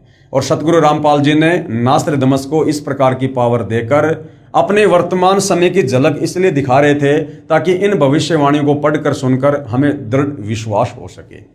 तो नास्त्रदमस जी वर्तमान समय को देख रहे थे कि भाई 2006 में एक कांड होगा, फिर 2014 में कांड होगा, और जो धार्मिक नेता है, जो संत है, वो दुनिया में उपेक्षा का पात्र बनेगा, अर्थात दुनिया उनकी निंदा करेगी, अनजाने में, नादानी में, उनको ना जानकर, उनके ज्ञान को ना सुनकर। मेरा सायरन अर्थात तत्वदर्शी संत उपेक्षा का पात्र बन रहा है। मेरी यानी नास्त्रदमस की चित्त भेदक भविष्यवाणी की और उस वैश्विक सिंह मानव की उपेक्षा ना करें। नास्त्रदमस जी कह रहे हैं उस महान तत्वदर्शी संत की कोई उपेक्षा ना करे, उसके विषय में कोई अपशब्द ना कहे, निंदा ना करे। उसके प्रकट होने पर तथा उसके तेजस्वी तत्व ज्ञान रूपी सूर्य उदय होने से आदर्शवादी श्रेष्ठ व्यक्तियों का पुनरुत्थान तथा स्वर्ण युग का प्रभात शतक 6 में आज ईस्वी सन 1555 से 450 वर्ष बाद अर्थात 2006 में 1555 प्लस 450 वर्ष अर्थात 2005 के पश्चात अर्थात 2006 में शुरुआत होगी। अर्थात 2006 में क्रोथा कांड हुआ था और सतगुरु रामपाल जी जो है एक प्रकार से निंदा के पात्र हुए उन्हें नादान लोगों के द्वारा। इस कृतार्थ शुरुआत का मैं नास्त्रदमस दृष्टा हो रहा हूं, यानी उस समय वो अपनी आंखों से देख रहा था। पेज नंबर 44, 45, 46 नास्त्रदमस शतक 1 श्लोक 50 में फिर प्रमाणित कर रहा है कि 3 ओर से सागर से घिरे द्वीप हिंदुस्तान देश में उस महान संत का जन्म होगा। उस समय तत्व ज्ञान के अभाव से अज्ञान अंधेरा होगा, नैतिकता का पतन होकर हाहाकार मचा होगा। वह सायरन यानी धार्मिक नेता, तत्वदर्शी संत गुरुवर अर्थात गुरु जी को वर अर्थात श्रेष्ठ मानकर अपनी साधना करेगा, क्योंकि गुरु से ही हमें ज्ञान प्राप्त होता है। गुरुर ब्रह्मा गुरुर विष्णु गुरुर देवो महेश्वर है, गुरुर साक्षात पार ब्रह्म तस्मै श्री गुरुवे नमः। तो नास्त्रदमस जी कह रहे हैं कि जो तत्वदर्शी संत होगा, जो ग्रेट सायरन होगा, वो गुरु को सर्वश्रेष्ठ महत्व देते हुए भक्ति करेगा और करवाएगा। तो आज भाइयों और बहनों, सतगुरु के विषय में हमें परमेश्वर की वाणियां सुनने को मिलती है कि 7 दीप नौखंड में गुरु से बड़ा ना कोई, करता करे ना कर सके, सतगुरु करे सो होई। गुरु गोविंद दोनों खड़े किसके लागू पाए, बलिहारी गुरु आपना जिन गोविंद दिया बताए। क्योंकि कबीर परमात्मा स्वयं धरती पर प्रकट होकर गुरु की भूमिका करते हैं, इसलिए वह धार्मिक नेता, वह तत्वदर्शी संत गुरु को सर्वश्रेष्ठ साबित करके भक्ति करवाएगा। वह धार्मिक नेता, तत्वदर्शी संत अपने धर्म बल अर्थात भक्ति की शक्ति से तथा तत्व ज्ञान द्वारा सभी राष्ट्रों को नतमस्तक करेगा। आने वाले समय में दुनिया के कुछ देश मिलकर जो भारत देश पर आक्रमण करेंगे, उन सबको मुंह की खानी पड़ेगी सतगुरु रामपाल जी की शक्ति के आगे। एशिया में उसे रोकना अर्थात उसके प्रचार में बाधा करना पागलपन होगा। शतक 1 श्लोक 50। उसके बाद नास्त्रदमस जी ने आगे क्या कुछ कहा है, नोट। नास्त्रदमस की भविष्यवाणी फ्रांस देश की भाषा में लिखी गई थी। बाद में एक पॉल ब्रंटन नामक अंग्रेज ने इस नास्त्रदमस की भविष्यवाणी सेंचुरी ग्रंथ को फ्रांस में कुछ वर्ष रहकर समझा, फिर इंग्लिश भाषा में लिखा।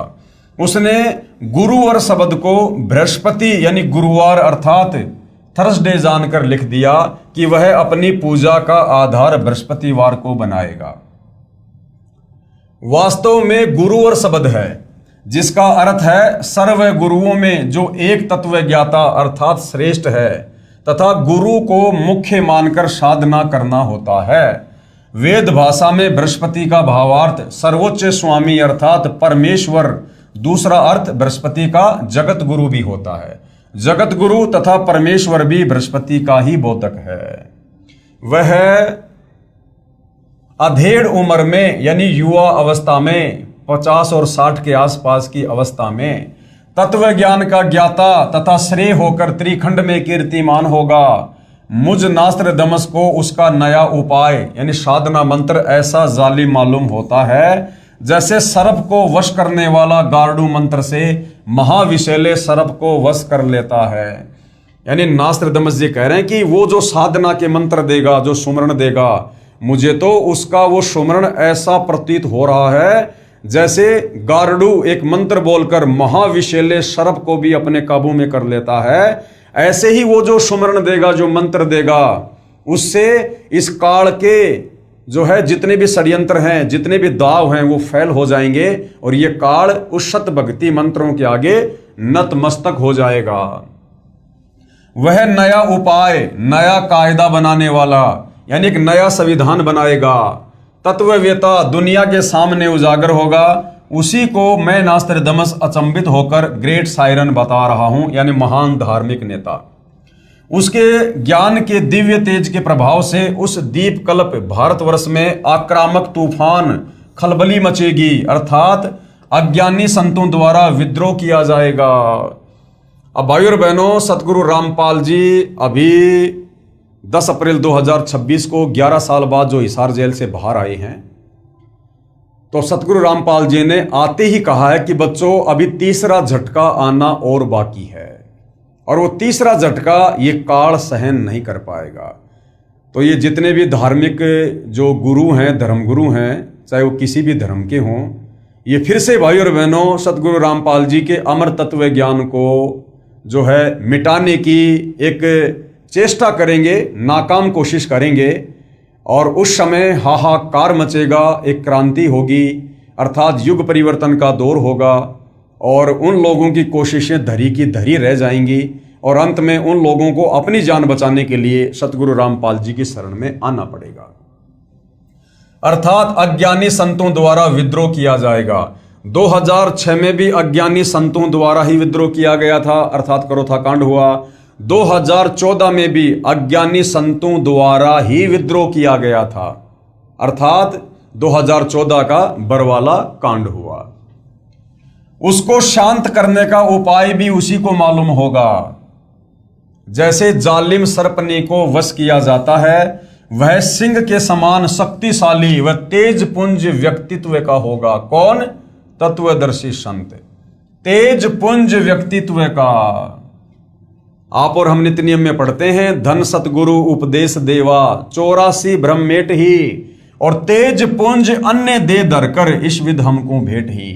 तो नास्त्रदमस जी सतगुरु रामपाल जी के विषय में कह रहे हैं कि वो तेज पुंज व्यक्तित्व का धनी होगा, उसका शरीर हाड़ मांस से बना नहीं होगा, वो तेज पुंज व्यक्तित्व का धनी होगा, अर्थात स्वयं वो परमात्मा ही होगा।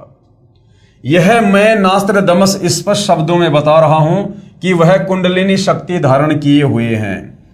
अब परमेश्वर को कुंडलिनी शक्ति धारण करने की जरूरत नहीं है, ये तो सर्व सिद्धियों से परिपूर्ण है, सर्वशक्तिमान परमात्मा है। आदरणीय गरीबदास जी कहते हैं, गरीब सब पदवी के मूल हैं, सकल सिद्धि है तीर, और दास गरीब सतपुरुष भजो अविगत कला कबीर। इस कबीर परमेश्वर सतगुरु रामपाल जी की सत भक्ति से जो मर्यादा में रहकर करता है, उस भगत में ही 24 सिद्धियां आ जाती हैं। तो सतगुरु रामपाल जी तो सिद्धियों के स्वामी हैं। आगे स्पष्ट शब्द यह है कि जिस समय वह सायरन अर्थात वह तत्वदर्शी संत जिस महासागर में दीप कल्प है, उसी देश के नाम पर महासागर भी है। जैसे हिंद महासागर है, तो हिंद महासागर के नाम पर हमारे देश का नाम है हिंदुस्तान। विशेषता यह होगी कि उस देश की भुजंग सर्पनी शक्ति, कुंडलिनी शक्ति का पूर्ण परिचित ट्रू मास्टर होगा। वह सायरन अर्थात महान धार्मिक नेता, उदार मत वाला, कृपालु, दयालु, दैप्तीयमान, सनातन साम्राज्य अधिकारी, आदि पुरुष, सत्य पुरुष का अनुयायी होगा। हालांकि सतगुरु रामपाल जी स्वयं ही सत्य पुरुष हैं, और इनके अनुयायी तो आप और हम भाई बहन हैं जो मर्यादा में रहकर भक्ति कर रहे हैं। उसकी सत्ता सार्वभौम होगी, यानी हर देश में उनका शासन होगा। उसकी महिमा, उपाय, गुरु श्रद्धा, गुरु भक्ति अर्थात गुरु बिना कोई साधना सफल नहीं होती, इस सिद्धांत को दृढ़ करेगा। तत्व ज्ञान का सत्संग करके प्रथम अज्ञान निंद्रा में सोए अपने धर्म बंधुओं यानी हिंदुओं को जागृत करके अंधविश्वास के आधार पर साधना कर रहे श्रद्धालुओं को शास्त्र विधि रहित साधना का बुर्का फाड़कर गूढ़ गहरे ज्ञान अर्थात तत्व ज्ञान का प्रकाश करेगा। यानी सबसे पहले वो हिंदुस्तान में रहने वाले हिंदुओं को इस तत्व ज्ञान से परिचित करवाएगा, क्योंकि भाई और बहनों इस तत्व ज्ञान का आधार है चारों वेद और गीता। और चारों वेद और गीता ये हिंदुओं ने अपने ग्रंथ समझ लिए, जबकि ये ग्रंथ तो पूरे विश्व के मानव के लिए हैं। जिस समय चारों वेदों को बोला गया, लिखा गया, उस समय धरती पर कोई धर्म नहीं था, ये पूरे मानव समाज के लिए थे। और जिस समय महाभारत के समय लगभग 5000 साल पहले गीता जी का ज्ञान बोला गया, उस समय भी धरती पर कोई धर्म नहीं था। ये गीता का ज्ञान सर्व मानव समाज के लिए है। परंतु आगे चलकर काल प्रेरणा से इन ग्रंथों को भी लोगों ने अपने अपने हिसाब से बांट लिया, और ये चारों वेद और गीता हिंदुओं के अपने हाथ में आ गए कि भाई चारों वेद और गीता हिंदुओं की हैं। तो सर्वप्रथम भारत देश में, हिंदुस्तान में हिंदुओं की संख्या ज्यादा होने के कारण वह तत्वदर्शी संत हिंदुओं को ही आध्यात्मिक ज्ञान से रूबरू करेगा, अर्थात उनको जगाएगा। अपने सनातन धर्म का पालन करवाकर समृद्ध शांति का अधिकारी बनाएगा। तत्पश्चात उसका तत्व ज्ञान संपूर्ण विश्व में फैलेगा। एक होता है भाई और बहनों सनातन, एक होता है आदि सनातन। सतगुरु रामपाल जी का जो धर्म है, जो मार्ग है, वो आदि सनातन है। सनातन का मतलब होता है चारों वेदों के अनुसार जो भक्ति साधना होती है उसे सनातन धर्म कहते हैं। और चारों वेदों से ऊपर जो पांचवा वेद है, सूक्ष्म वेद, जिसको स्वयं कबीर परमात्मा ही तत्वदर्शी संत के रूप में प्रकट होकर बोलते हैं, समझाते हैं कबीर वाणियों के माध्यम से। तो कबीर परमेश्वर जी का जो मानव धर्म है वो आदि सनातन धर्म है। तो आने वाले समय में विश्व में आदि सनातन धर्म ही रहेगा, बाकी सारे धर्म सतगुरु रामपाल जी के आदि सनातन में मिल जाएंगे। हिंदू, मुस्लिम, सिख, ईसाई, जैन, यहूदी, बौद्ध, मंगोली, जितने भी 2-4 हजार धर्म देश और दुनिया में हैं, वो सारे के सारे सतगुरु रामपाल जी के आदि सनातन धर्म में विलीन हो जाएंगे। तत्पश्चात उसका तत्व ज्ञान संपूर्ण विश्व में फैलेगा। उस महान तत्वदर्शी संत के ज्ञान की कोई भी बराबरी नहीं कर सकेगा, अर्थात उसका कोई भी सानी नहीं होगा। उसके गूढ़ ज्ञान, तत्व ज्ञान के सामने सूर्य का तेज भी कम पड़ेगा। इसलिए मैं नास्त्रदमस वैश्विक सिंह महामानव इतना महान होगा कि मैं उसकी महिमा को शब्दों में नहीं बांध पाऊंगा। मैं नास्त्रदमस उस ग्रेट सायरन को देख रहा हूं। और भाइयों और बहनों, ऐसे महान महामानव महापुरुष ग्रेट सायरन सतगुरु रामपाल जी की महिमा करने का और उनकी सतभक्ति करने का आप और हमें सर्वप्रथम मौका मिला है। तो भाइयों और बहनों, ये बड़े सौभाग्य की बात है। उपरोक्त विवरण का भावार्थ है कि उस विश्व नेता को 50 वर्ष की उम्र में तत्व ज्ञान शास्त्रों में प्रमाणित होगा, अर्थात वह 50 वर्ष की उम्र में सन 2001 में सर्व धर्मों के शास्त्रों को पढ़कर उसका ज्ञाता तत्वज्ञानी होगा। ये तो पहले से ही सर्व शास्त्रों के ज्ञाता हैं, क्योंकि सतगुरु रामपाल जी ने सन 2001 में जो समय उन्होंने पहले निर्धारित किया हुआ था, उस आधार से 2001 में सतगुरु रामपाल जी ने सर्व धर्मों के धर्म शास्त्रों को देखा और पढ़ा। अन्यथा भाइयों और बहनों, सतगुरु रामपाल जी को किसी भी धर्म के धर्म शास्त्रों को पढ़कर ज्ञान प्राप्त करने की आवश्यकता नहीं है, क्योंकि 2001 से पहले भी सतगुरु रामपाल जी जगत गुरु थे। भगत उन्हें जगत गुरु कहा करते थे, बंदी छोड़ कहा करते थे। और जगत गुरु उसी को कहते हैं जो पूरे विश्व को ज्ञान दे, और पूरे विश्व को वही ज्ञान दे सकता है जिसको पूरे विश्व के धर्म ग्रंथों का ज्ञान हो। तो 2001 में तो मात्र हम भाई बहनों को धर्मशास्त्रों से परिचित करवाने के लिए सतगुरु रामपाल जी ने ये धर्मशास्त्र खोल खोल कर दिखाने शुरू किए हैं। अन्यथा सन 1994 से सतगुरु रामपाल जी आदरणीय गरीबदास जी के 5वें सूक्ष्म वेद सदग्रंथ साहिब से ही सत्संग कर रहे हैं, सदग्रंथ साहिब का खुलासा कर रहे थे। जो सदग्रंथ साहिब आज से 300 साल पहले आदरणीय गरीबदास जी ने लिखवाया था, उस सदग्रंथ साहिब में 24,000 वाणियां हैं, और वो 24,000 वाणियां पूरे विश्व की भाषाओं के शब्दों से लिपिबद्ध हैं। अब भाइयों और बहनों, सन 1994 से सतगुरु रामपाल जी पूरे विश्व की भाषाओं से परिपूर्ण सदग्रंथ साहिब का खुलासा कर रहे हैं। तो सोचिए, क्या सतगुरु रामपाल जी 2001 में शास्त्रों को देखकर उनका अध्ययन करके हमें समझाएंगे? अर्थात सतगुरु रामपाल जी सर्वज्ञ हैं। ये सर्व भाषाओं के और सर्व जीवों की भाषाओं के भी ये सतगुरु रामपाल जी ज्ञाता हैं। तो ये स्वयं कबीर परमेश्वर हैं। यहाँ परमात्मा वर्तमान परिस्थितियों के अनुसार आप और हमें समझाते हुए इस प्रकार की लीला करते हैं। तथा उसके पश्चात उस तत्व ज्ञान का ज्ञेय यानी जानने योग्य परमेश्वर का ज्ञान अन्य को प्रदान करने वाला होगा, तथा उसका आध्यात्मिक जन्म अमावस्या को होगा। आध्यात्मिक जन्म का मतलब है, जैसे सतगुरु रामपाल जी ने 17 फरवरी 1988 को एक अच्छी आत्मा आदरणीय राम देवानंद जी को अपना मुंह बोला गुरु धारण किया, गुरु शिष्य परंपरा को बनाए रखकर आगे ज्ञान देने के लिए। तो सतगुरु रामपाल जी ने जिस दिन आदरणीय गरीबदास जी के 12वें पंथ में प्रवेश करना था और एक मुंह बोला गुरु धारण करना था, तो उस नाम दीक्षा वाले दिन को यहां पर आध्यात्मिक जन्म की संज्ञा दी गई है, जो कि अमावस्या को होगा। उस समय उसकी आयु युवा अर्थात 16, 20, 25 वर्ष की नहीं होगी, वह प्रौढ़ होगा, यानी 40 के आसपास होगा। तथा जब वह प्रसिद्ध होगा तब उसकी आयु 50 से 60 साल के मध्य होगी।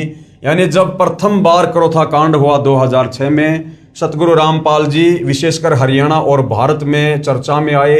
उस समय उनकी उम्र 50 से 60 के बीच में थी, अर्थात 55 वर्ष थी। आगे पेज नंबर 46 और 47। नास्त्रदमस कहता है कि निसंदेह विश्व में श्रेष्ठ तत्व ज्ञाता ग्रेट सायरन के विषय में मेरी भविष्यवाणी के शब्दाशब्द को किसी नेताओं पर जोड़कर तर्क वितर्क करके देखेंगे तो कोई भी खरा नहीं उतरेगा। नास्त्रदमस जी कह रहे हैं, भैया मेरी इस भविष्यवाणी को यदि कोई किसी राजनेता के ऊपर फिट करने की कोशिश करेगा ना, जैसे कोई भारत देश के प्रधानमंत्री नरेंद्र मोदी पर या अमेरिका के राष्ट्रपति डोनाल्ड ट्रंप पर, तो नास्त्रदमस जी कहते हैं कि मेरी भविष्यवाणी उन राजनीतिक लोगों के ऊपर खरी नहीं उतरेगी, क्योंकि कोई भी राजनीतिक नेता राजनीतिक दृष्टिकोण से भारत देश को विश्व गुरु धर्म गुरु नहीं बना सकता। मैं नास्त्रदमस छाती ठोककर शब्दाशब्द कह रहा हूं, मेरा सायरन का कर्तृत्व और उसका गूढ़ गहरा ज्ञान यानी तत्व ज्ञान ही सबकी खाल उतारेगा। तो सभी धर्मगुरुओं की सदगुरु रामपाल जी के तत्व ज्ञान ने धोती सी धोके रख दी है, ये सबको पता है। बस 2006 साल आने दो, इस विधान का एक एक शब्द खरा खरा समर्थन सायरन ही देगा। आगे पेज नंबर 52 पर नास्त्रदमस ने अपनी भविष्यवाणी में कहा है कि 21वीं सदी के प्रारंभ में यानी सन 2001 से दुनिया के क्षितिज पर सायरन का उदय होगा। जो भी बदलाव होगा वह मेरी नास्त्रदमस की इच्छा से नहीं बल्कि सायरन की आज्ञा से, नियति की इच्छा से सारा बदलाव होगा। यानी वर्तमान समय की जो कमान है वो सतगुरु रामपाल जी के हाथ में है। जो भी बदलाव आने वाले समय में युग परिवर्तन के दौर पर होंगे या वर्तमान में हो रहे हैं, वो सतगुरु रामपाल जी की मर्जी से हो रहे हैं। उसमें से नया बदलाव मतलब हिंदुस्तान सर्वश्रेष्ठ राष्ट्र होगा। पूरे विश्व में हिंदुस्तान सर्वश्रेष्ठ देश होगा और कई सदियों से ना देखा ऐसा हिंदुओं का सुख साम्राज्य दृष्टिगोचर होगा। उस देश में पैदा हुआ धार्मिक संत ही तत्वदृष्टा तथा जग का तारणहार जगत वेता होगा। एशिया खंडों में रामायण महाभारत आदि का ज्ञान जो हिंदुओं में प्रचलित है उससे भी भिन्न आगे का ज्ञान उस तत्वदर्शी संत का होगा। यानी जो ज्ञान हमारे चारों वेदों में और गीता जी में नहीं है, वो तत्व ज्ञान, वो पांचवें वेद सूक्ष्म वेद का ज्ञान सतगुरु रामपाल जी ने आज भगत समाज को दिया है। वह सत्य पुरुष का अनुयायी होगा, अर्थात वह स्वयं ही सत्य पुरुष होगा, अनुयायी नहीं। वह एक अद्वितीय संत होगा, यानी उनके बराबर और कोई धार्मिक संत नहीं होगा। Page number 74। बहुत सारे संत नेता आएंगे और जाएंगे, सभी परमात्मा के द्रोही तथा अभिमानी होंगे। मुझे यानी नास्त्रदमस को आंतरिक साक्षात्कार उस शायरन का हुआ है। नास्त्रदमस ने कहा है कि उस महान हिंदू धार्मिक नेता को न पहचान कर उस पर राष्ट्रद्रोह का भी आरोप लगाया जाएगा।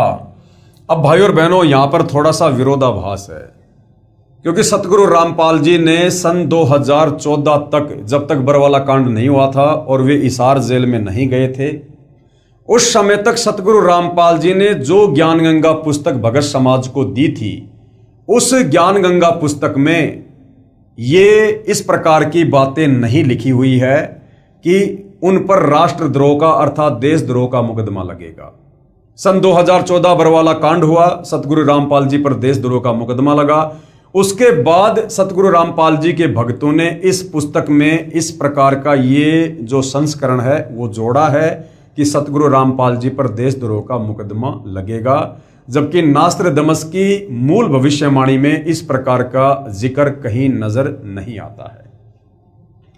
मुझे यानी नास्त्रदमस को दुख है कि वह महान धार्मिक नेता सायरन उपेक्षा का पात्र बनाया जाएगा, परंतु हिंदुस्तान का हिंदू संत आगामी अंधकारी भक्ति ज्ञान के अभाव से अंधे प्रलयकारी स्वार्थवश भाई भाई को मार रहा है, बेटा बाप से विमुख है, हिंदू हिंदू का शत्रु है, मुसलमान मुसलमान का दुश्मन बना है। धुंधुकारी यानी माया की दौड़ में बेसब्रे समाज यानी जगत को नया प्रकाश देने वाला सर्वश्रेष्ठ जगत जेता धार्मिक विश्व नेता की अपनी उदासी के सिवा और कोई अभिलाषा नहीं होगी। यानी वर्तमान में जो माया की हवस लोगों में जाग उठी है, पैसों के अलावा स्वार्थ के अलावा दुनिया को कुछ भी दिखाई नहीं दे रहा, जिस कारण से ना आपस में भाई भाई का प्यार रहा, ना बाप बेटे में कोई मर्यादा रही, ना भाई बहन का कोई प्यार रहा। तो कहते हैं कि वो शायरन, वो तत्वदर्शी संत अपने ज्ञान के प्रभाव से लोगों को अपनी शरण में लेकर इस माया की दौड़ में दौड़ रहे व्यक्तियों को शांति प्रदान करेगा। अर्थात उनको समझ आएगा कि भैया ये काल का 21 ब्रह्मांड है, ये खोकापुर है, और यहाँ पर तुम्हारे को धोखा देने के लिए झूठा सुख काल ने दिया हुआ है। ये काल ने 21 ब्रह्मांड तप करके प्रदान किए हैं। तुम यहाँ से सुई की नोक भी सतलोक लेकर नहीं जा सकते, ना मरने के बाद में तुम नरक में लेके जा सकते, ना लक 84 योनि में लेके जा सकते। तो फिर किस लिए दौड़ रहे हो, किस लिए भाग रहे हो? जो काम करना चाहिए था परमात्मा की प्राप्ति के लिए सतभक्ति वाला, वो काम तुम शुरू भी नहीं कर रहे। तो इस प्रकार से तत्व ज्ञान देकर और फिर सतभक्ति मंत्र देकर जो है लोगों को वो शांत करेगा, लोगों के मन की अभिलाषाओं को शांत करेगा। अर्थात मानव उद्धार के लिए चिंता के अतिरिक्त कुछ भी स्वार्थ नहीं होगा। तो भाई और बहनों, वर्तमान में हम देख रहे हैं कि परमार्थ के लिए, परमार्थ क्या है? आप और हम आत्माओं को सतलोक भेजना, हमारी मुक्ति, ये सबसे बड़ा परमार्थ है। तो वर्तमान में परमार्थ के लिए निस्वार्थ भाव से यदि इस धरती पर कोई धार्मिक नेता यदि इतना संघर्ष कर रहा है तो केवल सतगुरु रामपाल जी हैं। अर्थात मानव उद्धार के लिए चिंता के अतिरिक्त, यानी लोगों के मोक्ष की चिंता के अलावा उनका कुछ भी स्वार्थ नहीं होगा, ना कोई अभिमान होगा। ये मेरी भविष्यवाणी की गौरव की बात होगी कि वास्तव में वह तत्वदर्शी संत संसार में अवश्य प्रसिद्ध होगा। उसके द्वारा बताया गया ज्ञान सदियों तक छाया रहेगा। वह संत आधुनिक वैज्ञानिकों की आंखें चक्काचौंध करेगा। यानी आने वाले समय में ऐसे ऐसे प्राकृतिक परिवर्तन होंगे जो सतगुरु रामपाल जी के आशीर्वाद से होंगे। ये विज्ञान भी दांतों तले उंगली दबाएगी। ऐसे आध्यात्मिक चमत्कार करेगा कि वैज्ञानिक भी आश्चर्य में पड़ जाएंगे। जैसे ऐसे ऐसे लोग सतगुरु रामपाल जी की शरण में आकर पुनर्जीवन प्राप्त करके भक्ति कर रहे हैं, जिनको डॉक्टरों ने, बड़े बड़े हॉस्पिटल ने मना कर दिया था कि भैया अब आगे आपका जीवन शेष नहीं है, धरती पर कोई भी शक्ति आपको नहीं बचा सकती। और वही लोग सतगुरु रामपाल जी की शरण में आकर उसके बाद फुदकते फुदकते अपना सर्व कार्य कर रहे हैं। और जब वापस जाकर डॉक्टरों को रिपोर्ट दिखाते हैं तो डॉक्टर भी आश्चर्यचकित हो जाते हैं कि भाई आपके ऊपर तो किसी परम शक्ति का हाथ है, अन्यथा आपका जीवित रहना तो नामुमकिन था। उसका सर्व ज्ञान शास्त्र प्रमाणित होगा। मैं नास्त्रदमस कहता हूं कि बुद्धिवादी व्यक्ति उसकी उपेक्षा ना करे। अर्थात भैया उनको कोई छोटा समझने का प्रयास ना करे, उनकी निंदा ना करे, उनको हल्के में ना ले, उसे छोटा ज्ञान दीप ना समझे, कोई छोटा मोटा संत महात्मा ना समझे सतगुरु रामपाल जी को। और क्या कह रहे हैं आगे नास्त्रदमस जी, बहुत ही महत्वपूर्ण बात है।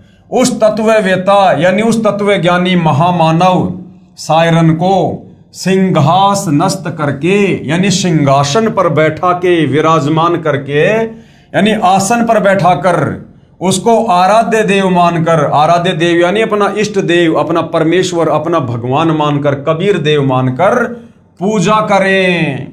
वह आदि पुरुष का अनुयायी दुनिया का तारणहार होगा। यहां से इस अनुयायी शब्द को हटा दीजिए, क्योंकि नास्त्रदमस जी जो है वो तत्व ज्ञान से परिचित नहीं थे। आज हमें गुरुदेव ने तत्व ज्ञान से परिचित करवा दिया है, इसलिए हम यही कहेंगे कि वह आदि पुरुष दुनिया का तारणहार होगा, दुनिया को मोक्ष प्रदान करेगा। तो भाइयों और बहनों, इसके बाद में और भी बहुत सारे भविष्य वक्ता हैं जिन्होंने वर्तमान समय को लेकर सतगुरु रामपाल जी के ऊपर भविष्यवाणियां की हैं।